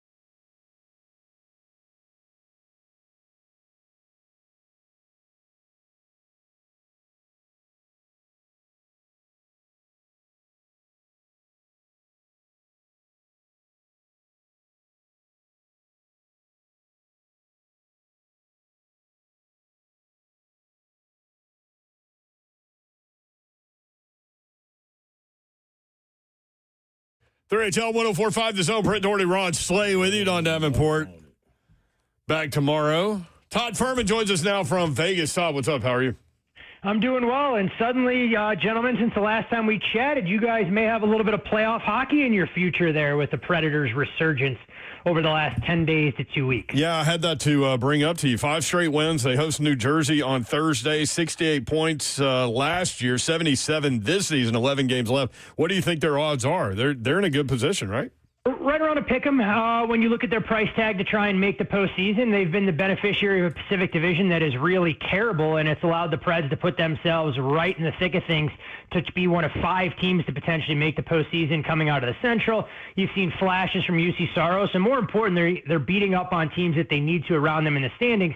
We're going to see a much better litmus test, though, for where the Preds are over the next 5 to 7 games. You get a pair of teams that, in my opinion, are a little bit undervalued in the Eastern Conference coming into Bridgestone, and then a road trip that's going to see them take on Tampa, one of the best teams in the East. And maybe more importantly, a trio of games against the Kings and the San Jose Sharks, which may find one of those teams on the outside looking in, or if the Preds can somehow steal all 6 points there, put them on pretty good footing to be that wild card 2 in the West. Kind of a weird situation with a general manager that's got both feet out the door, but still making moves. What do you think that about what they've done in terms of acquiring draft picks and letting guys go? I think Barry Trotz did his best work, trading a couple of guys that weren't key contributors on the 3rd and 4th lines, getting some draft capital. You're getting a little bit of a resurgent season from Steven Stamkos. And we'll see if the Preds are going to shop a couple of those veterans when we go into the offseason. Stammer was a name that was attached to a couple destinations going into the trade deadline. We'll see if there's a market for Jonathan March or so. But this is a little bit of house money. I don't think this Preds team is sustainable given the current roster construction to make a deep run in the playoffs this year or going forward. So it'll be interesting to see what the heir apparent and general manager does and how they decide to retool this team to get them back to the heights that we've seen when the Preds were a perennial contender in the Western Conference playing for the Stanley Cup. But to your point, if they make the playoffs with the current roster construction, pretty good job by them. Phenomenal. I think as a team owner, you'd love to be able to get a little bit of playoff revenue. We know how electric that building can be. Unfortunately for the Preds, they would run into the buzzsaw that is the Colorado Avalanche, and you would see a massive, massive price tag, something that is not all that common in the NHL. I'd make the Avs right around a $5 to $6 favorite against the Preds in that series. Okay, well, a lot of value then on the Preds. Hey, I mean, look, Connor Ingram did his best a couple of years ago to try and steal a couple of games from the Avs. They were just caved in. So seeing shot totals in that 45 to 15 range wouldn't be so far from the truth if that's the matchup we get, and it would all be about juice, being able to try and steal a series, but in my opinion, maybe a game or two at the absolute max against the Avs. So 2 games tonight. You guys, I know Slay's the best at this, but I'll go ahead and ask you first. I'm on fire. Todd Father, as he calls you. You got any picks tonight with these two? The closest thing for me would be to make a case for the Boston Bruins in that plus $1.75, plus 180 range. We're still not sure if head coach Nico Sturm is going to run back, or Marco Sturm, I should say, is going to run back Jeremy Swayman, Boston's top choice in net after they lost 4-2 to the Toronto Maple Leafs last night. You'd be led to believe that it's going to be Jonas Korpisalo, but I think you're going to get Boston fully entrenched here. And look, this Sabres team has been one of the best stories in the National Hockey League all year. They're going to end a 14-year playoff drought, and that will be a crazy building when they finally get to host a playoff game again. But you're starting to get to the point where the market has overvalued them. And while I don't love much about the Bruins, as this number continues to run a little bit, I am mildly intrigued by the road underdog. And in terms of the Rangers and Leafs, I don't want any part of laying a price tag with the Rangers on the road, even against a much maligned Toronto Maple Leafs team who did end a 3-game losing streak with that 4-2 win last night against the Boston Bruins. Well, Todd, the last time we had this discussion, there were also 2 games that night, and there was a parlay that cashed in. Yep. And I'm going to go back down that road for everything that Todd just said, but I'd like to add on to that. Listen, man, the B comes before S in Boston, before Sabres and Bruins. So I'm gonna go with I'm gonna keep it light, Todd Father. I'm gonna take the little plus 1.5 they're giving them, and then I feel exactly like you with the Rangers. I'm like, there's too much going on in New York right now. The big rats come out at night, and this game is taking place right when the sun goes down. So I'm gonna go with the Zelf Canadians. I'm gonna go with the Toronto Maple Leafs, but I'm taking the Maple Leafs money line. So I'm gonna get them at plus 108 though. So I'm going the Bruins, plus 1.5, and I'm going Maple Leafs money line. That's the parlay for tonight. We'll see if you can keep your heater together. It seems like these 2-game slates, Slay, are right in your wheelhouse. They are. I know you love the NASCAR world. Tyler Reddick wins again. Michael Jordan dominating the NASCAR scene. 4 out of the 6 races they've won. What do you think happens in Martinsville on Sunday? Good on MJ to be showing up to these races, and you can see the pure level of excitement and enjoyment from him that you maybe never saw when he was a co-owner of the Charlotte Bobcats and everything else he was associated with in his post-playing career in the NBA. But Tyler Reddick has gone out there and really proven his mettle, winning 4 out of the first 6 races. He had the most dominant car right from the first couple laps of practice, put that car on the pole, and even when he got mired in traffic, just too much speed, ends up overwhelming Brad Keselowski, so wins that race, going off right around 3-1 on race day. For me this weekend at the Paperclip at Martinsville, there are a couple drivers that I think make a little bit of sense. I mean, Denny Hamlin and Ryan Blaney, the short shots on the board, priced anywhere from 4-1 on the low end, upwards of 5-1. I think price tags on Chase Elliott and Kyle Larson in that 7.5, 8-1 range make a world of sense. Chase Elliott has typically performed real well at Martinsville, especially in the spring race when he's not fighting for playoffs or anything else along those lines. So those are the 2 cars that I think offer a little bit of upside amongst the favorites.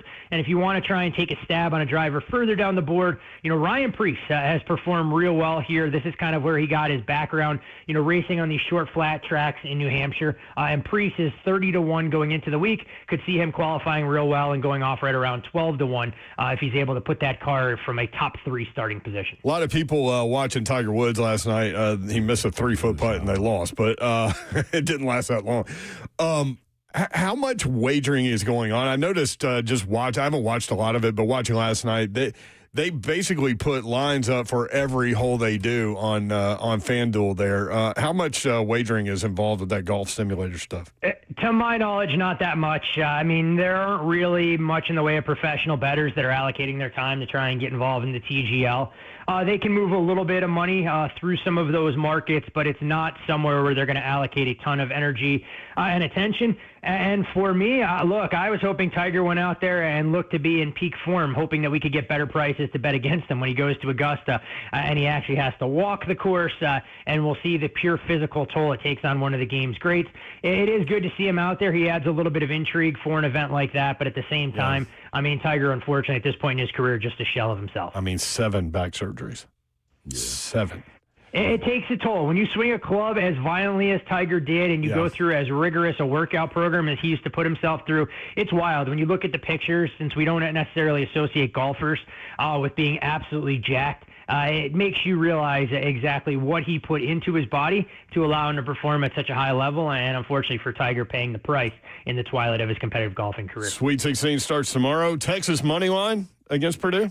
Not for me. I think Texas is a team that was extremely fortunate to draw 2 overrated opponents and overseeded teams. BYU side that was basically AJ DeMonsa. I mean, seeded 6, and Slay can attest to this more than anybody. Clearly wasn't one of the top teams in the country without Richie Saunders. Don't provide much in the way of resistance defensively.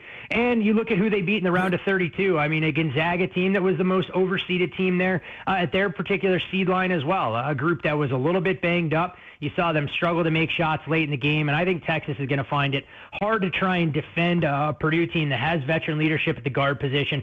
This number opened at 7.5. You've seen a lot of public support from the Longhorns as kind of the Cinderella story, but this is where I think Matt Painter's team can just overwhelm them with offensive firepower and capabilities.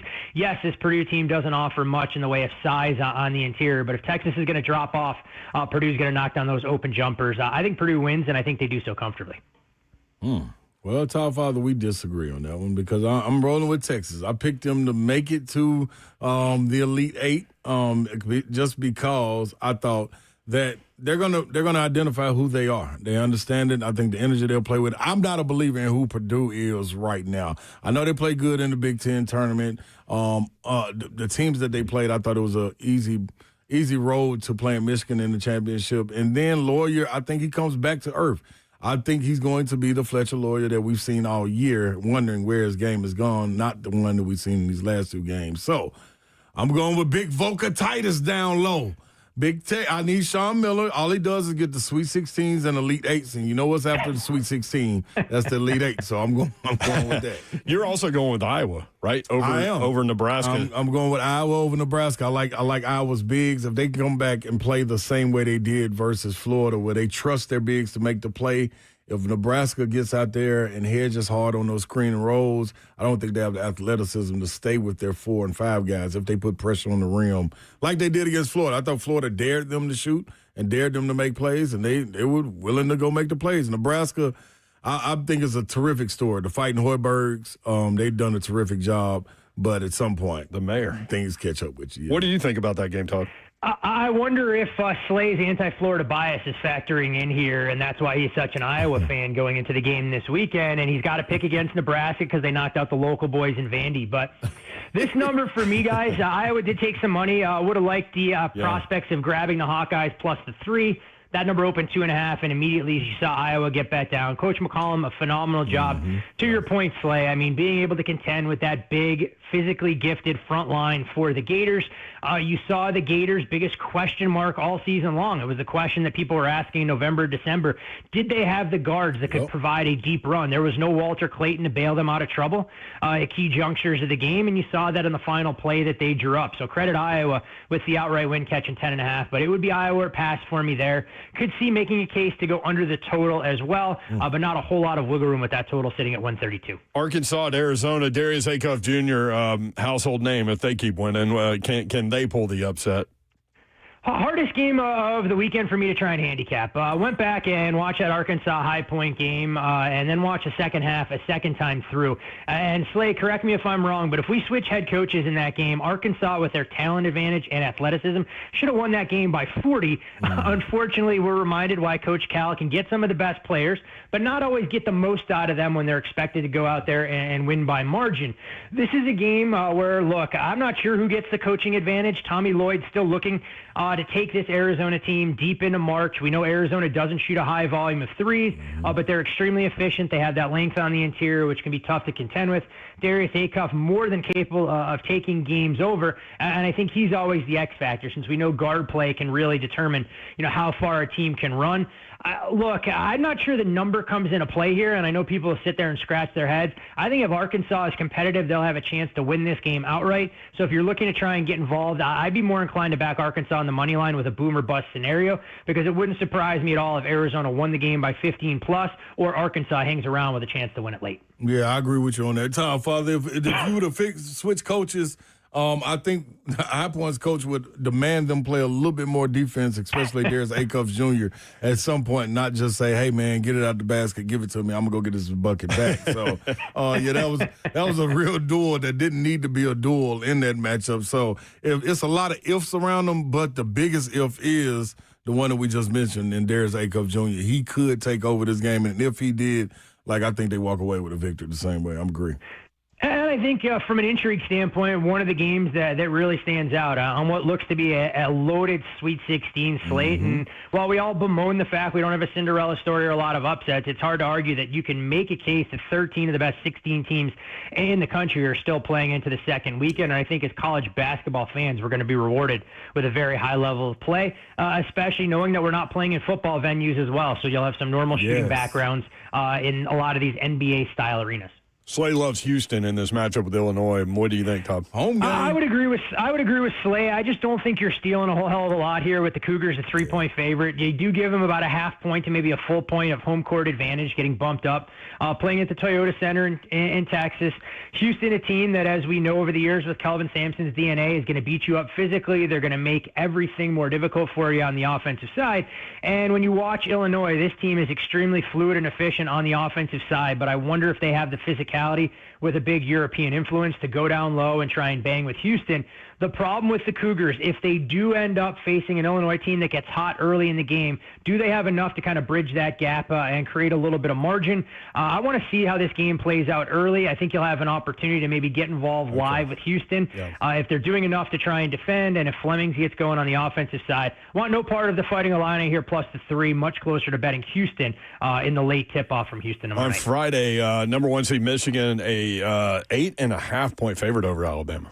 at this point. And this number has come down a little bit. It was as high as 10.5, and you mentioned 8.5 where it sits.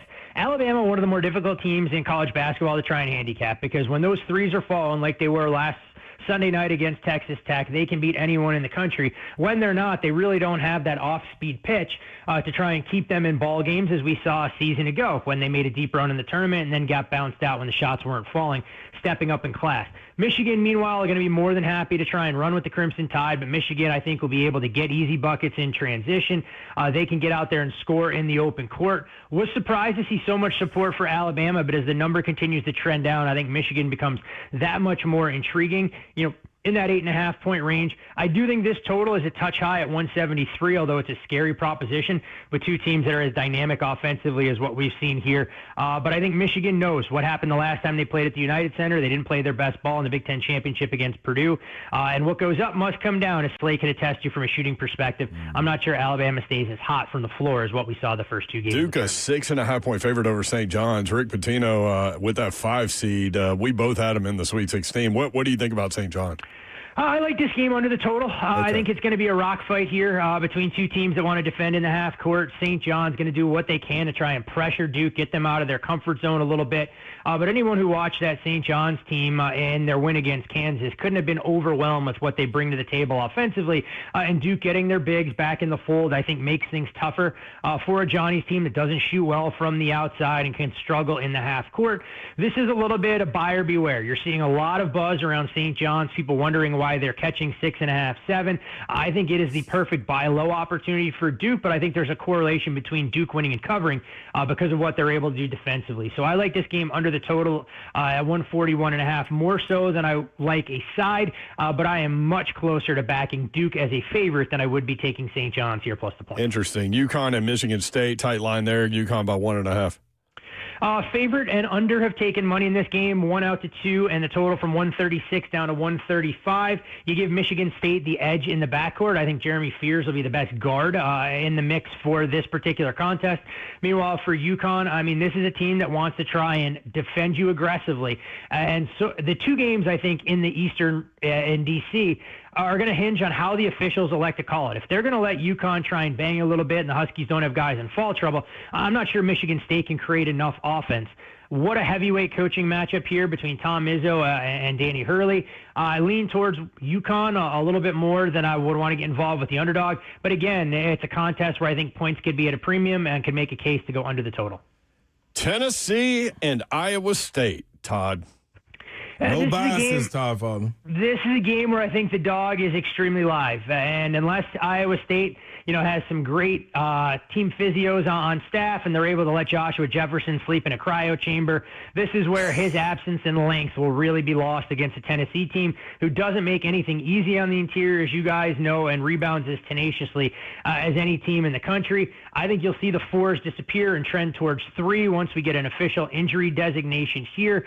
Look, give Iowa State credit for the way that they were able to basically bludgeon Kentucky and run out in the second half there. But let's not sugarcoat what's been a wayward season for the Wildcats. You're going to get a much better effort from the Valls here. I think Nate Ament can be the difference maker here from a points and rebound standpoint. I think the Valls have an excellent chance to win this game outright, and I like Tennessee quite a bit plus the points. There you go. He's Todd Furman. He's been looking at my book and my bracket. I know it. Y'all are very similar on a lot of these things. Slay, are you going to be gracing all of Vol Nation with your presence at the United Center on Friday night to see Tennessee in action? I'll be there Sunday. I'm going to miss Friday. How about that? How about that for confidence? Look, I like that level of confidence out of Slay. So hopefully you've made all of your restaurant arrangements accordingly. You can head to Chicago Chop House. You'll have a nice shopping excursion for you and the missus scheduled Saturday afternoon on Michigan Avenue, and then you can take in Tennessee trying to punch their ticket to the Final Four before you get to go to Indy. You'll hear me screaming from Chicago when that happens, Top Five. I can guarantee it. Well, we'll see what we have. Tennessee has made deep runs in the tournament before. We'll see if they can finally get over the hump and, have a matchup on paper that should be fun to watch if it is indeed Tennessee-Michigan. But I have to imagine Vols fans would much prefer to take on a familiar SEC foe in Alabama if they could get their wish. Todd Furman on X. Thank you, Todd. Always a pleasure, guys. There you go. We'll be right back. 3 o'clock.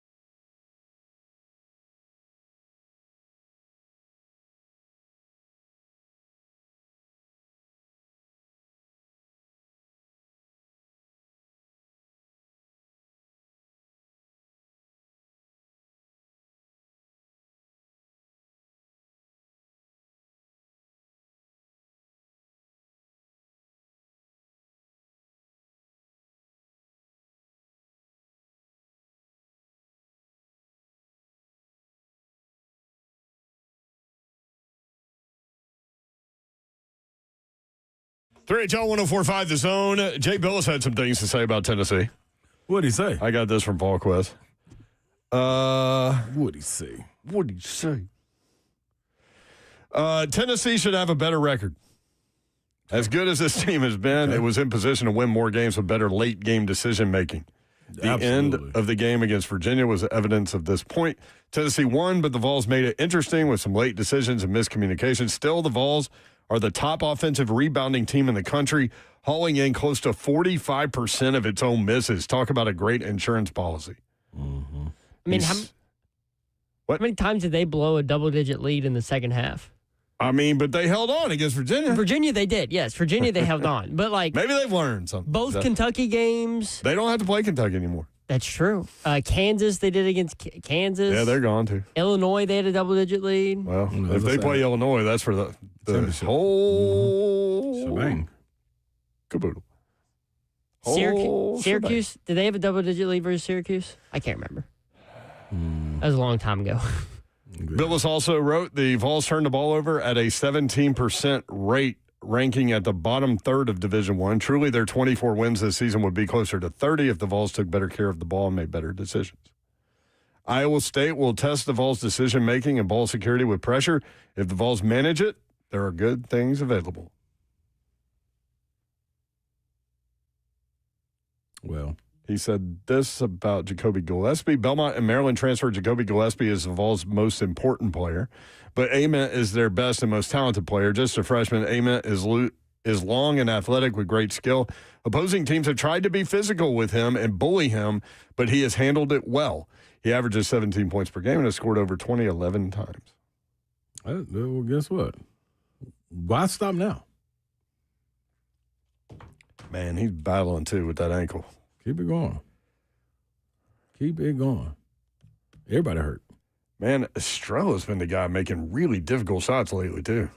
I mean, he just needs to stay on the damn floor. I don't think they're that difficult. Those little, well, I mean, not for you. I think those are shots that you, like, as a big, you need this in your repertoire. All you need is 2 shots. Those little side hooks, though, man. Perfect. With no backboard. 0. It's perfect. I'm telling you. Those some of the best shots. Like it's straight in or right back to you. You threw some hook shots in. Oh, from anywhere. Yeah. I don't care. All you need is that and the counter. If you got a hook shot, imagine with everything you can do off of it. You can hook shot, you can do a turnaround jump on that side, and then if they go for it, it's a fake. Step 2. Easy finish. I'm telling you, drop step dunk. You don't need no rail moves and all that. I do like. He just looks like a completely different player than he was last year. Like the confidence level is outstanding, and the way he finishes strong, man. Like I'm telling you, you got to play from the side of him. You can play when you're sitting on the bench and after you throwing your little doves up and winning and all that. Out here, it's time to be serious, man. We ain't got time to. Your role is increased. Cade Phillips is gone until next year. You got to step up. Cade used to have to be the serious one. Now it's on you. You got to be the serious one. Somebody else could. Dwayne Brown can come and play around. A little rhyme, too. He's pretty serious, too, though. Yeah, no, he going to get to it. Oh, I got a good bet right here. 5 o'clock hour coming up. If you want in, 615-737-1045. What's the latest with Iowa State star Joshua Jefferson? He had something to say today. We've got that for you next. 3HL 104.5 The Zone.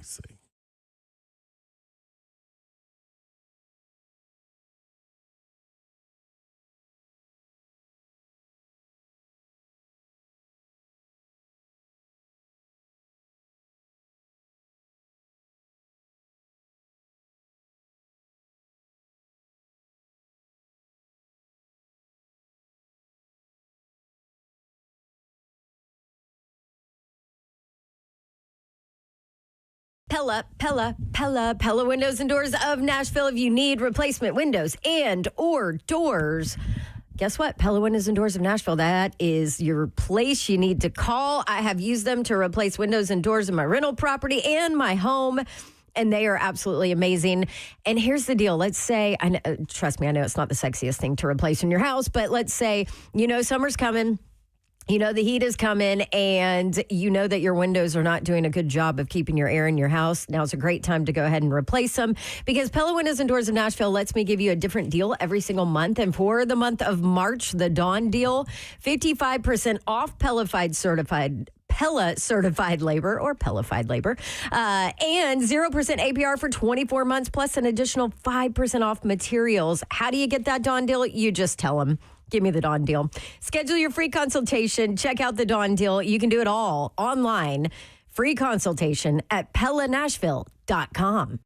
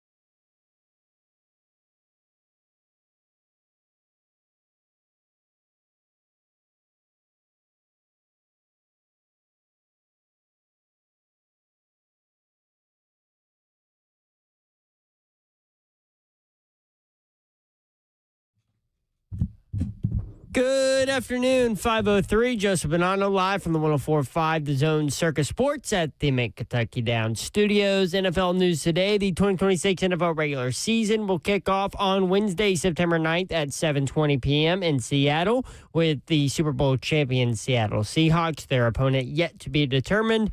We will find that out later in May. The San Francisco 49ers will face the Los Angeles Rams in the first ever NFL regular season game in Melbourne, Australia, the very next day on Thursday, September 10th at approximately 8:35 p.m. at the iconic Melbourne Cricket Ground. Adam Schefter reported today that the site for the Super Bowl 63 is now set to be voted on at next week's NFL owners meetings, and it is expected to return to Las Vegas, Nevada.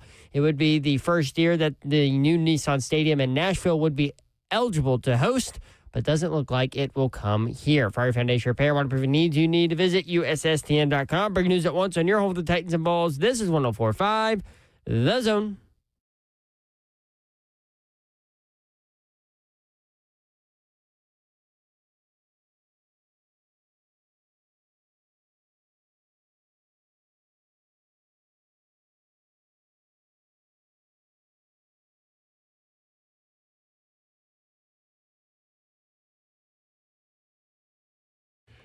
HL 104.5 The Zone. Brent Doherty with you on a beautiful day in the Music City. It is Wednesday, man. We are almost there. The Sweet 16 starts tomorrow.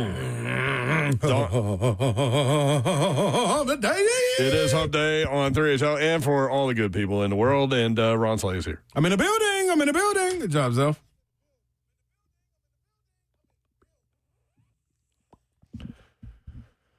Bump. Slay Dog during the break, working on a little Elite Eight parlay. It's worked.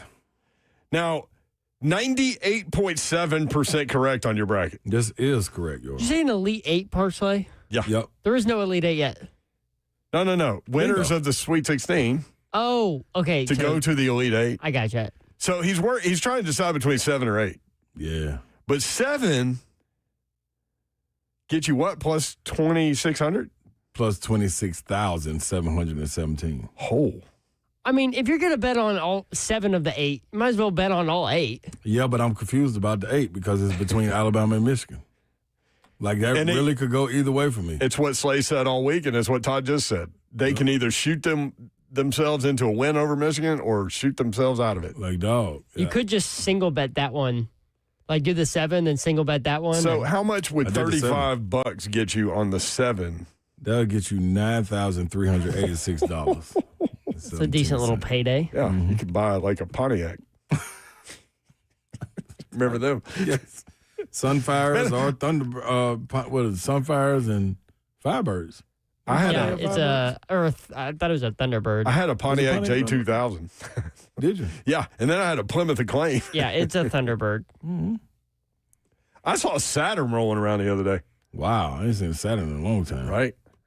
That was a Middle Tennessee car. Yes, it was. So what are you going to do? I went with 7. 7. So you win $9,000. I also like the math in the 7 out of 8 based on what you've already done on your bracket. You're 98.7. Yep. You know. Yep. Then I got to be up front, like with all the ESPN people. I'm right up there with Jay Billis. Jay Billis is the only one ahead of me. He has 99%. 99%. Jeez. I'm going to look at it right now, bracket. 98.7, dude. I'd put that on a billboard. I'm hovering, yo. Here it is. Jay Billis is 99.5%. He has 530 points. He's in the 143K percentile. Rank. So he's only missed like 2 games then, maybe. It had to be. I got 520 points. Florida. Well, I want you to get $9,000. Yeah, that's more important because I also got 3 parlays for teams reaching the Final Four. Tennessee's in 2 of them. Zeph, I want you to ask this question on the air. Okay. Said if you care. You want me to ask or answer it? No, I want you to respond. I said if you care. The Titans released the jersey numbers for their new editions from free agency. I'd rather go watch New Edition. In a heartbeat. Right? Even with Bobby not being able to move. Be out of breath. They were here. Yeah. Just a minute ago. Chris went to it Saturday. However, I do Aaron think and Sarah win. this might show what they could do at number 4. By the numbers that was given out? Yeah, because Wan'Dale Robinson has taken number 4, and so now Jeremiah Love can't have that. They ain't worried about that, man. So you think that Yep, that's it. That settles it. I love how Zeph thinks, man. Y'all should see our text strand during the day. The stuff that Zeph gets worked up on. So you think it's that's the first comment under the Titans tweet is, well, I guess Jeremiah Love isn't coming here because he can't get his number. So you think they would have told him, hey, man, you can't take that number because we're going to get Jeremiah Love? No, Slay, I'm obviously being facetious here. No, but I'm okay. Well, but he's rolling with it. That's all I'm telling you. Like, I'm all in for it. Like, don't stop once you get in. Yeah, see, this is part of the show. Yeah, you ain't never been to the school of slaves, Zeph, and you've been around me for quite some time. Like, if you in it, let's go. You're in it. You know I obviously don't believe that. What time would the school of slaves start, and what time would it end? That's the thing, Yours. There ain't no hours. There ain't no hours. See, you know that part. That's what I'm you saying. just show up when you show up, and you leave when you leave. Can we have the rectangle pizza? Oh, absolutely. Yeah. Yeah. Heck Do you have the French fries that are smiley fries? Nah, I'm a steak fry guy. So that's the only thing we serve. No smiley fries? By the way, Zeph is extremely happy because the Major League Baseball season starts tonight. Kinda. What do you mean, kinda? Your boy Tony Vitello's managing tonight. It's ruining opening day. Opening day is supposed to have baseball starting in the middle of the day, not one game on Netflix at night and then everybody else plays the next day. It is on This Netflix. isn't the I forgot NFL. about that. What are we doing? As I was about to say, NFL did it and the Savages are happy. Yeah, well, the NFL is different. I'm kind of with you on that. It used to start with Cincinnati, right? Like having the 11 o'clock a.m. game or whatever. They don't even do that anymore. They're playing at 3:10 tomorrow. You know, you're on my realm with that. I want where the opening day is baseball starting early afternoon, some morning, depending on what time zone you're in, late morning. Plus, I want rivalry matchups in the first season. I mean, the first series. I mean, the Rays are playing the Cardinals. Yeah. Come on, man. Got to do better than that. Diamondbacks and Dodgers. How many games are the Dodgers going to win? Like 161? All of them. Have you seen their roster? Zeph goes so angry over this roster. Have you seen their roster? It's unbelievable. So it's just Hall of Famers everywhere. Yeah, why not? If everybody else has the opportunity to spend too, Zeph. I know, but some teams don't have the money that the Dodgers have. Yeah. And the Dodgers aren't even paying all their players what they said they're going to pay them because they're deferring it 10 years down the road. That sounds genius to me. It'll catch up to them at some point. Yeah, after 6 championships. Yeah, when it's already there. They're already on their way to that one. If they get there, because there might be a lockout before they get there. That's cool. There's more time to rest and get more money. If you ain't got to spend money, you collect crazy. Money. Hey, more money, more problems. Hey, yeah. more money, more players. More championships. Yep. 615-737-1045. Scott in the borough. Scott, what's going on, man? What's up, Mr. Kata? What up, man?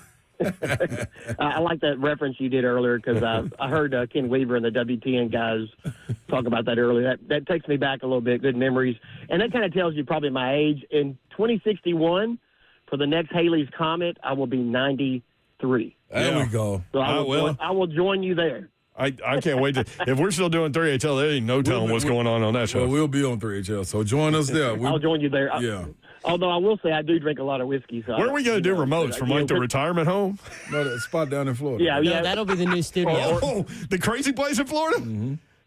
Where they're having all the fun? Yep. Yeah, okay. What's the name of the place? Did you know, Slade, today's not only hump day. What you know is that, it? right? It's Whiskey Wednesday. It's Whiskey Wednesday. Okay. I'm just saying.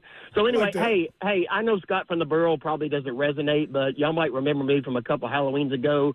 Joker at B-Dubs in the Borough. Yes. With Queen of Hearts. That was me. amazing. Yeah, it was me. Yep. It's called, by the way, real quick, it's called the Villages in Florida. The Villages. That's it. Oh, okay. That's where I'll retire. Good to know. Hey, I want to go back to basketball really quick. I on a whim, I filled out a bracket. Actually, my daughter goes to a magnet school here, and their teacher wanted them to do a bracket, so I threw a bracket together at her request in about 5 minutes. And I thought, well, I'll just throw this on ESPN as well. And guess where I rank? The only ESPN analyst that ranks above me is Jay Billis. I am tied with none other than Ronald Sylvester Slay. I mean, you got a great bracket. 98.4. Hey, mine says 98.4. I don't know where you get the 98.7 from, but No, mine's 98.4 too. Oh, 98.4. That was my operator. No, mine was 98.7 before this foolishness that took place. I had to call y'all out on that one. But, no, I'm going to give y'all, since we're on basketball, and Slay, I want to challenge your basketball expertise. I know this is probably not a topic that's hardly ever talked about. I know we do a lot of football and everything else. But I'm going NBA, and I'm going to hang up and let you listen. And, Mayor, I'd love you to weigh in. But, Slay, from your basketball expertise, I have this constant debate with my son-in-law, who, by the way, she and my daughter are, or he and my daughter, I should say, see the whiskey, is they're UT alums, live in Knoxville. Shout out to them. But I have a constant debate with him about the NBA all-time top 5 players. Wow. And I know it's based on criteria, but I'm going to hang up and listen. Slay and Mayor, I want y'all to, if you take a few minutes, I want you to tell me your NBA top 5 of all time, and I'll hang up. All right, real quick, what magnet school? Is she at Central Magnet? Yep. Okay, well, she's got big shoes to fill because that's where Zeph was, and he was valedictorian. So, well, she's going to be valedictorian, too. She got 4.0. Oh, yeah. What'd you have, Zeph? 4.0. She's going to challenge Jip. Oh, there you go. He's on your heels, Zeph. Hey, thank you, Scott. Appreciate you, man. Appreciate it, dog. I've been corrected, rightfully so. The Thunderbird was a Ford. You were right, Firebird. I never even heard you say that. I was wondering how a younger guy was going to tell me, but I was going to let it roll, Zephyr. There was a Thunderbird. I was just wrong company. That is. Babs would say, see, Zeph? There you go. I said I got it wrong. What's the best Canadian car? Do we know? Does Canada even make cars? Y'all got horses. We know that. What? So I looked up crazy senior place in Florida, and the villages of Florida popped up. They got like thousands of golf carts, rampant rumors of swingers, and intense partying. Fastest growing metro in the United States, resembles a massive, often conservative bubble or Disneyland for seniors. Oh, okay. 24/7 entertainment. I like Disneyland for seniors. That's not bad. Looking to have a good time. Is that where 3HL is going to be? It sounds about right. Top 5 NBA players. He said of all time. I think this is so, like, it's opinionated. I mean, you can't be wrong. Mount Jordan. Yep. No order. Jordan, LeBron, Magic.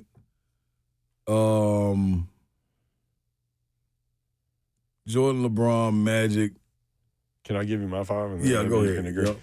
I went, and I mean, there's so many people you put on this thing. Yep. MJ, Kobe, Kareem, LeBron, Magic. Ain't nothing wrong with that at all. I would add Shaq would be in mine, and then fifth. Bird was just hurt so much. Yeah. But Bird in his prime, though, the way he talked trash. Serious. It's so serious. It feels spot tough, man. I love Akeem Olajuwon. Dream. I love Isaiah Won Thomas. 2 titles while Jordan was playing baseball. Yeah, this is one during the OJ chase. Yeah, that's a tough one. Want to think about it? Yeah, that's my 5. My 4. Oh, okay. 4 or 5. 4. Yep. I'll go Dream. I'll put Akeem right. Oh, okay. Akeem, he would Shaq. appreciate that. Yeah, he should. Akeem, Shaq, LeBron, Magic, Jordan. There you go. 615-737-1045.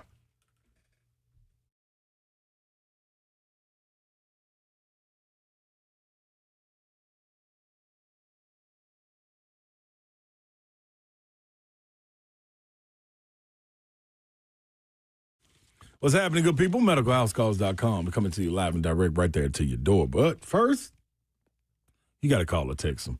If you do that, then they'll assess all your needs. Then they'll ask you what time works for you. So they'll book your visit. After a quick chat, schedule your visit. Then you're ready to go. Medical providers will be at your door to deliver the care that you need ASAP. You're probably asking, so what number do I call or text? Well, I got that for you, too. 615-838-2375. 615-838-2375. MedicalHouseCalls.com. That's 7 days a week. Health care designed for your life. I've used this. I know about it. We even used it on the show before. Why? Because we wanted to see exactly and show you what it does. Yes, It takes about, depending on the vein, 45 minutes to an hour. And you get it on there. Vitamins, minerals, nutrients going straight to your bloodstream. Get a maximum absorption, giving you rapid results and immediate symptom relief. Feeling fatigue, persistent illness, any of that, get it done. Primary health care, urgent care, you don't have to go to them. They come to you only with medicalhousecalls.com.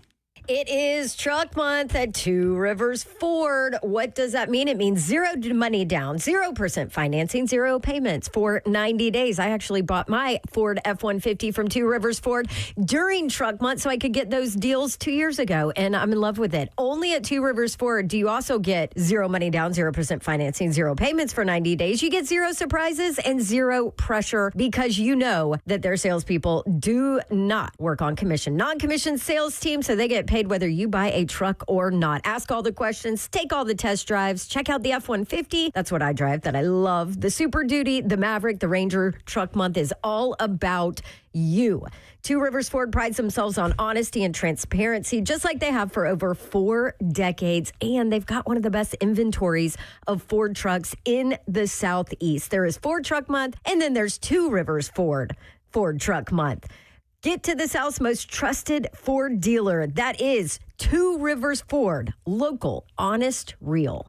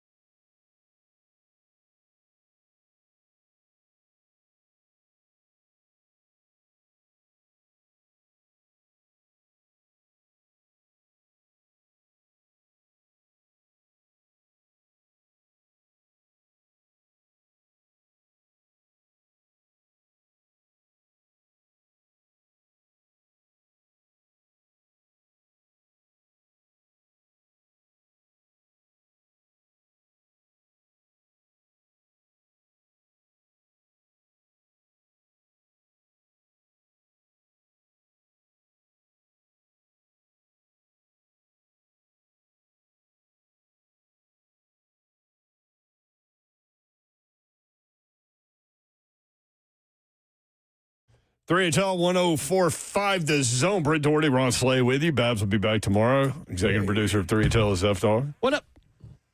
Little Zeph Dog. What are you playing, Zeph? Some Cassius Culpepper. Cassius Culpepper. Funny that you play that. Because Babs' prize closet is open. Uh-oh. Slay, do you want to do it? I can do it, y'all. You got a sheet? Got one right here? It's another chance for you to win tickets from Babs' Prize Closet, which I am controlling, swinging the door open for you, the fifth person that calls in to go into the closet.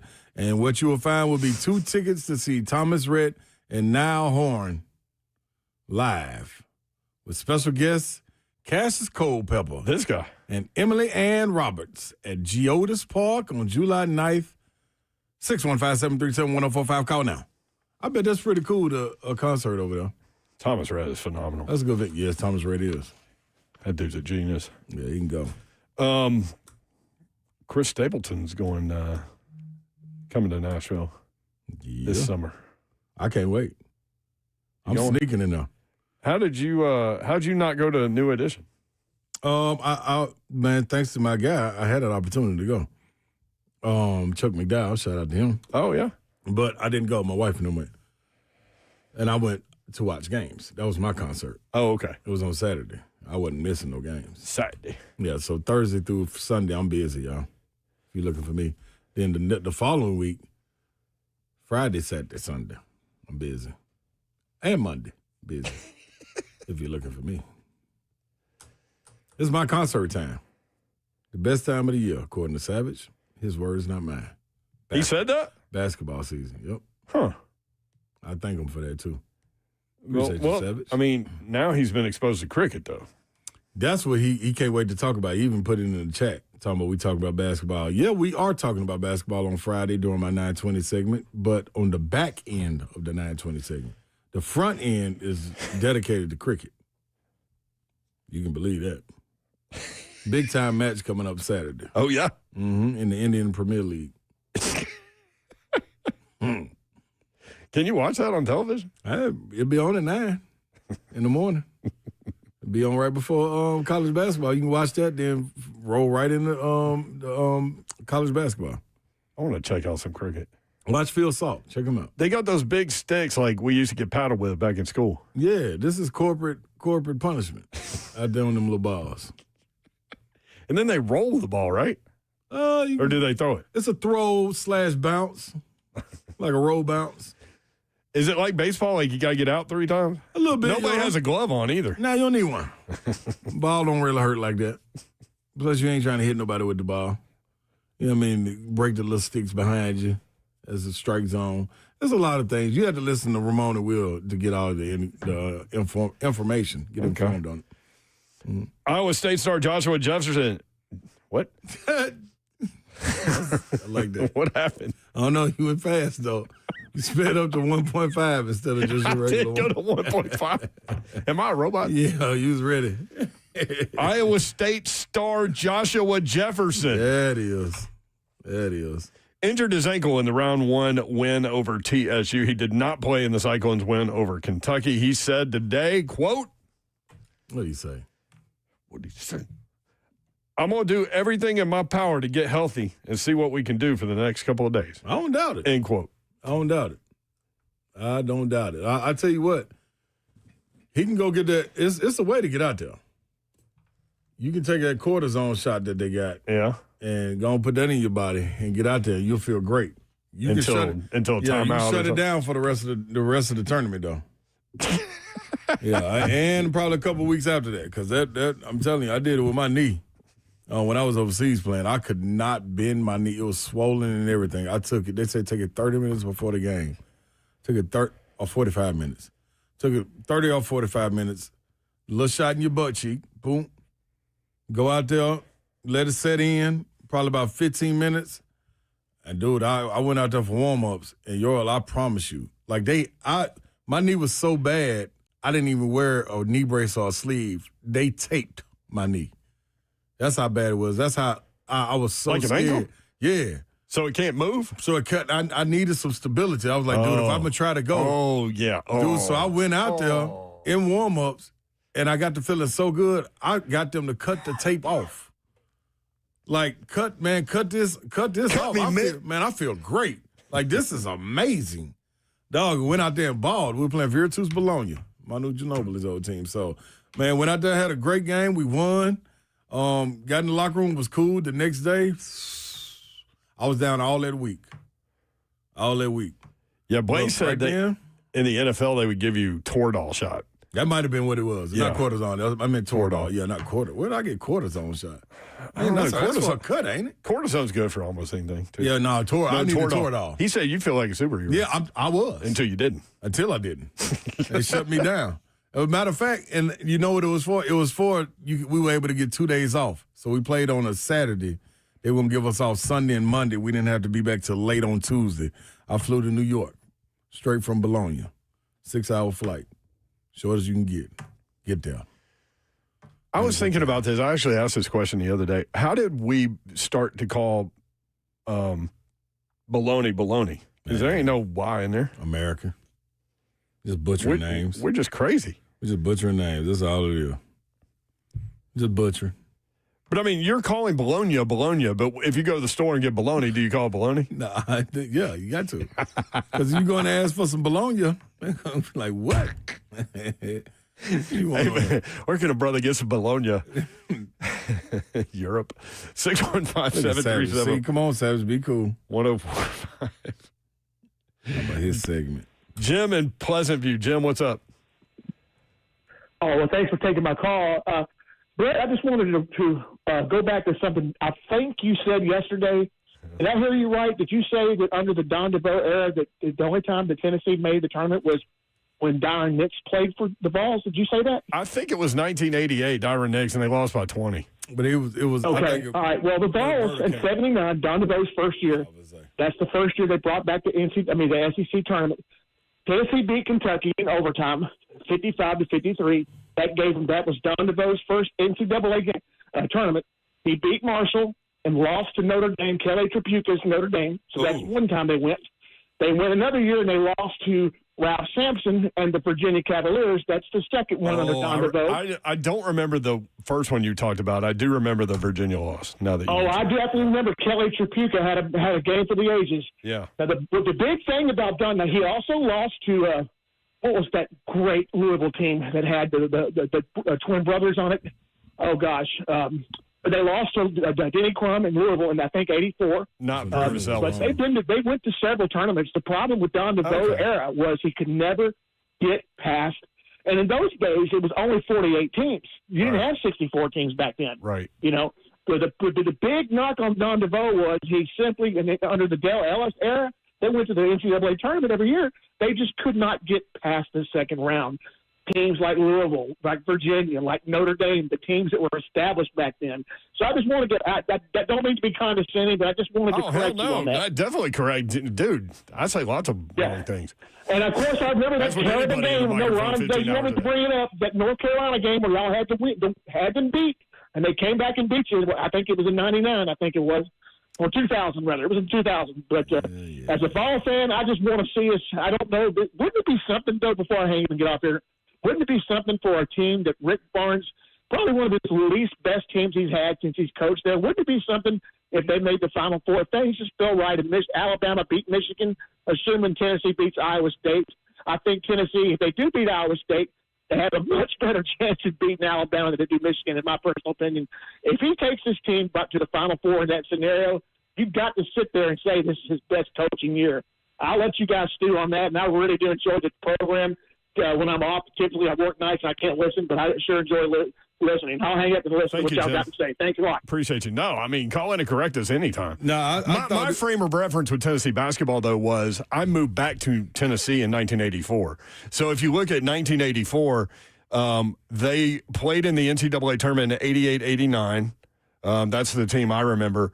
And did not play again until 97. Yeah. So that was my childhood experience with Tennessee basketball was 84 to 97. There was one NCAA tournament appearance. Yeah, I knew it because the last team was Burt Burderkamp's team, and that was 79-80. And that was because, I mean, he was doing color analyst with Bob Kessler.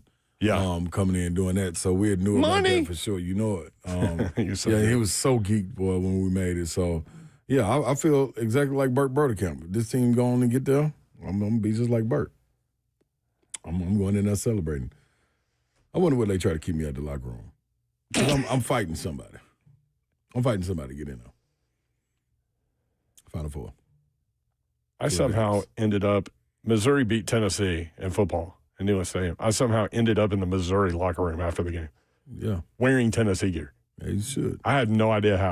Sometimes you got to just do what you got to do. Slay. No, I don't think you're going to have to fight anybody. I think you'd be able to get into a locker room. I hope. Yeah, Tennessee lost in 88-89 NCAA tournament to West Virginia 84-68. I think you make some eye contact with Rick Barnes. I don't think anybody's going to be able to stop you. I'll wrestle Rick. I think wouldn't that be something? Yeah, because I'm going viral. if they act, you said you were going to be. What did you say? You were going to be fried and belligerent. Belligerent. Yep. I'm gonna be in there before I go get on the Peyton Manning trophy. Statue.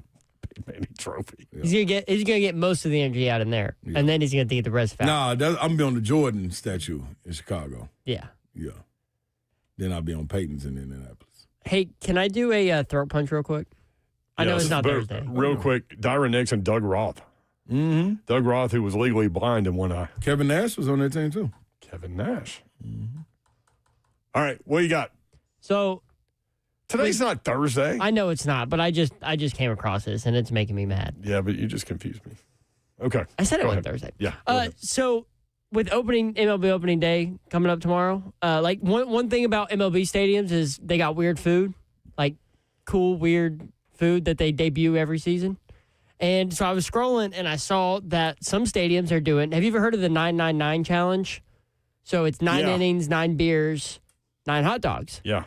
Well, there's some stadiums that are selling a 999 challenge. So I was like, oh, this is great. It was only $55. I'm like, dang, 9 beers, 9 hot dogs for only $55 in a full baseball game? Yeah, no, it's mini hot dogs and you get 1 beer poured out into 9 little cups.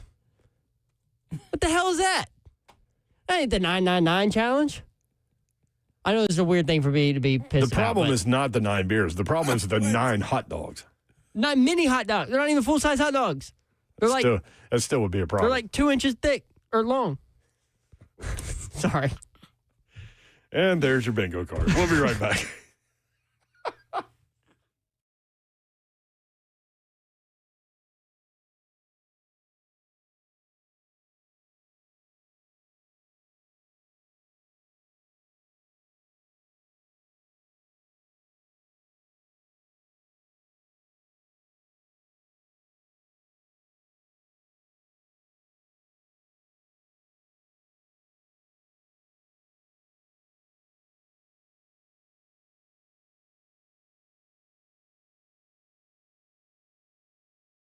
Listen here, good people. Every year we all get hyped for that one big game, and there's a lot of games going on because it's tournament time, and I'm talking the snacks, the dips, the commercials, whole shebang. But let me tell you something. Nothing hits harder than that back pain when you try to get up off that couch and celebrate the big play. That's why you got to understand where you need to go.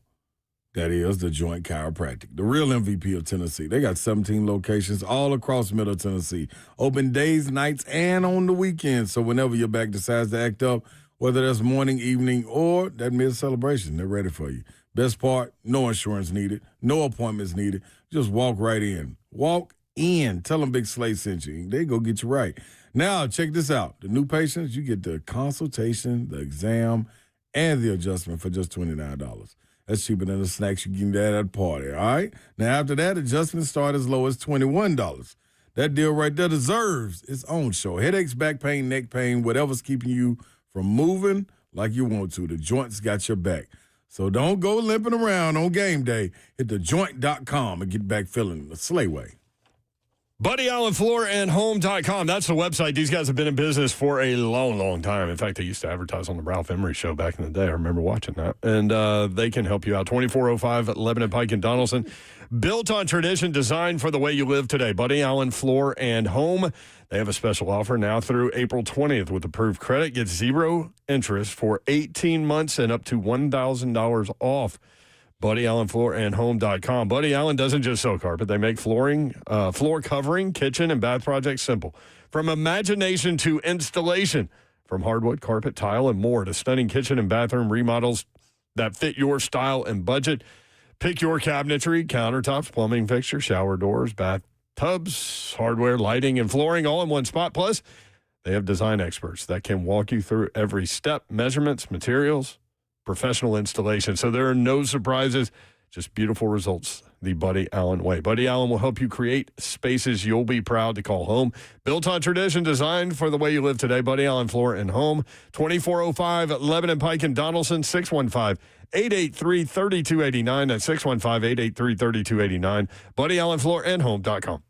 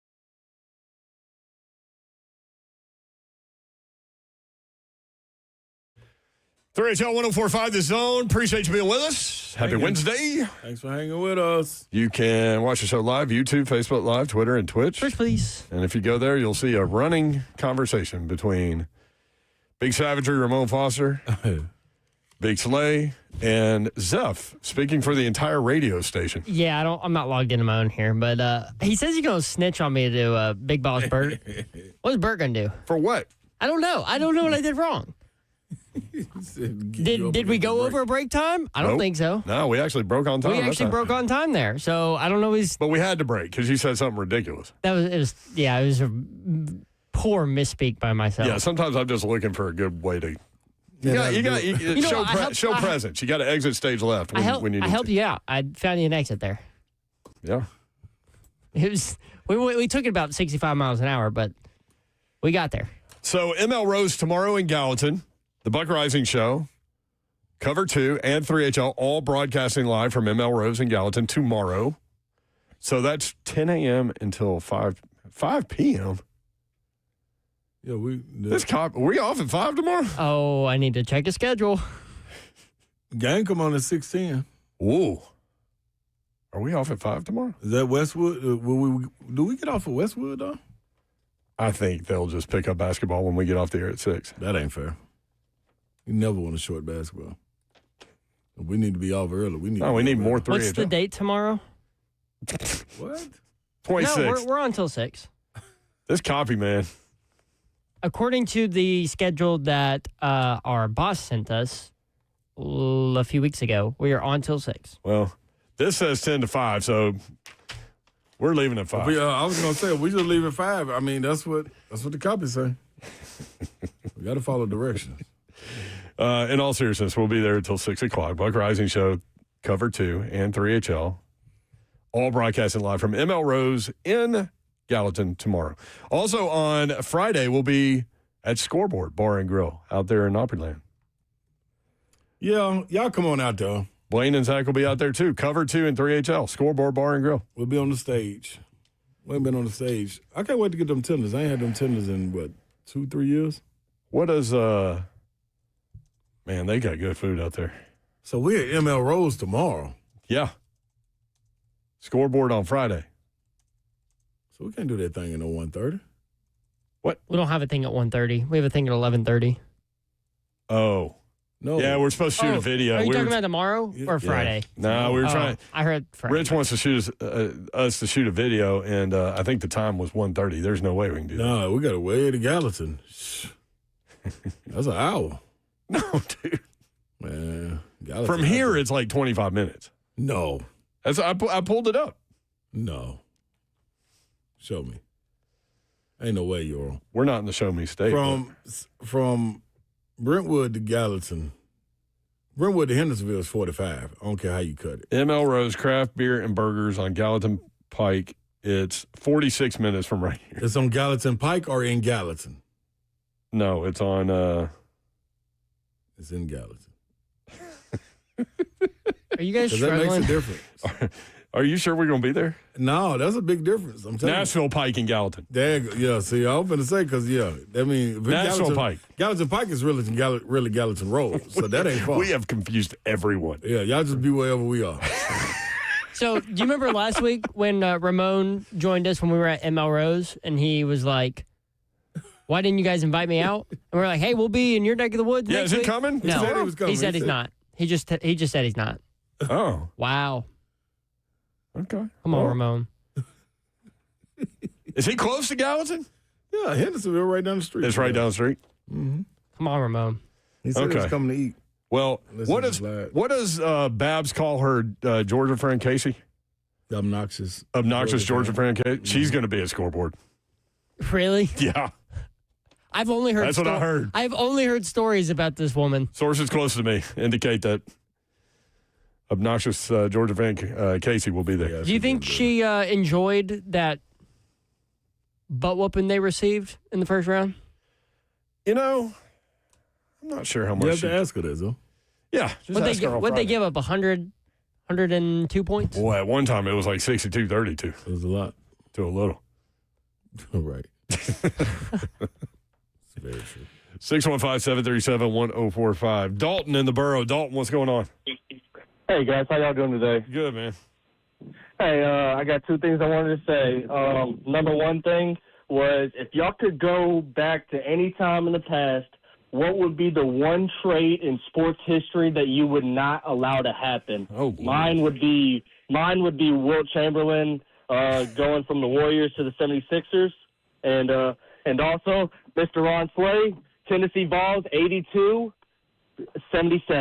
Go Balls. Let's go, baby. My man. That's what I'm talking about, Dalton. Thank you, Dalton. I would prefer like 82-60. Can we get that? That's good, too. 82 points against a good defensive team. Surviving advance. Doing something. They're really good. If it was a trade that I would nix. Man, I don't know. I got one. I would do Pau Gasol going from Memphis to the Lakers, because I want to see what kind of, because Kobe was putting up a fit, and he was saying he wanted out of L.A. And if he never got Pau Gasol, I wonder what he would have did to get out of L.A. and where he would have went. think it would have changed the course of history. Huh. Mm-hmm. Who was it that went from the Lakers to Charlotte that enabled Kobe to go to the Lakers? That was wasn't that Jason Kidd? It was big Kobe big white dude, European guy. Big Vlade Divac? No. Did you ever get traded in Europe? Heck no. They probably wanted to at times. Once you were late to practice because all the sheep. Yeah, they did. If we can get out of the road. Yeah, but once I got the game day, everything was fine. I think it was Vlade Divac. Was it? It might have been. Might have been Vlade. For the Titans, you could pick several in the last few years. Trading up for Isaiah Wilson, trading away A.J. Brown. They didn't trade up for Isaiah Wilson, No, did they? I don't think they traded up, did they? I don't think so. Let me double check that. They did trade up to get Des Fitzpatrick. Remember that one? Yeah, but that wasn't second. That was like second and third, wasn't it? Yeah, but I'm on Raw. St. Brown was right there. Trade up for Des Fitzpatrick. Well, he was right there for a lot of teams, too. Yeah. True. But still. Titans batted Central. Kicking in. I mean, as far as like the history of sports, like I have no idea, man. It's plenty. It was Vlade Divac. Was it? 1996 draft day trade. But he had to sign off on it, and they had to like negotiate with him. He didn't want to go. It was somebody else that had that game day. I mean, the draft day trade too. I forgot who it was. Was it Weber and somebody? I forgot who it was. Might have been Weber and Penny. I don't remember. I don't remember. But hey, man, you can't go back down memory lane that deep until that's a tough one. Yeah, not till summertime. Trades are hard because like I wouldn't have even thought about the Wilt Chamberlain trade, but that's a good one. He must be a huge Wilt fan. One thing I can think of. Or a Minneapolis Lakers fan. That too. So just to clarify, we are in Gallatin tomorrow at ML Rose. Still cleaning this up? Yeah. Buck Rising Show, Cover 2, 3HL, all at ML Rose in Gallatin tomorrow. And Cover 2 and 3HL live at Scoreboard Bar and Grill. Over there by Opryland Hotel. Will from the Ville said Herschel Walker. Oh, that's a good one. That was a good one. That ended up, Dallas ended up with 3 Super Bowls because of that. Partly because of that. Yep. The Hirsch. Was it Ricky Williams? All the draft picks? Yeah. That was wild. Mike Ditka wearing dreads? Man. Ricky putting a dress on. The wild times we've been in. Ricky was something. Man. I felt like we saw him at Super Bowl, but I know we didn't. Ricky Williams? Yeah. Did we see him one time? I think we did. We did see him one time, yeah. Mm-hmm. Smart. All right. Well, we made it, everybody. Yeah. Hey, there's a documentary that hit Hulu today. Robin Roberts has produced a documentary about Pat Summitt, airing first today on Hulu. Breaking Glass, the Pat Summitt story. She said she felt so much pressure doing this project because she wanted to do it right for Pat. I bet. God, I wish, man. Did you put that little clip out on your social medias? It was on TikTok. I reached. That was Jim Wogan from WATE Sports in Knoxville. Yep. He did a little piece. Slay was playing basketball for Tennessee, and Pat Summitt comes over talking to him. Yep. Back-to-back SEC Players of the Week that week. National, too. She has Slay. How many times do you watch yourself on SportsCenter? No answer for you, Coach. I ain't watching no sports, though. Oh, man. I didn't have a bingo card today. I think Zeph took care of that with his little hot dog comment. I had a bad one. A bad bingo card. Appreciate you guys including us in your day and in your lives. We do not take that for granted, nor do we take that lightly. In the chat. Hopefully we were able to put a smile on your face at some point. Shorten the day up a little bit. 3HL is Organized Chaos. We're in Gallatin tomorrow. Did y'all know that? At ML Rose. Okay. Gallatin Road or Gallatin? Nashville Pike, stop. You're going to confuse people. This is going to be bad. Nobody's going to show. People are going to end up at Twin Peaks. Yep. Don't say another restaurant. ML Rose in One of our Gallatin. places we go to. Have you heard? ML Rose at Gallatin tomorrow. How about Scoreboard on Savage? Friday. We go to Savage House after, y'all. Are we? Okay. Okay. Have a great night. Good night. God bless. See ya. Wouldn't want to be unless you were getting a shout out. Shout out to the legendary Vlade Divac. No, Pat Summit.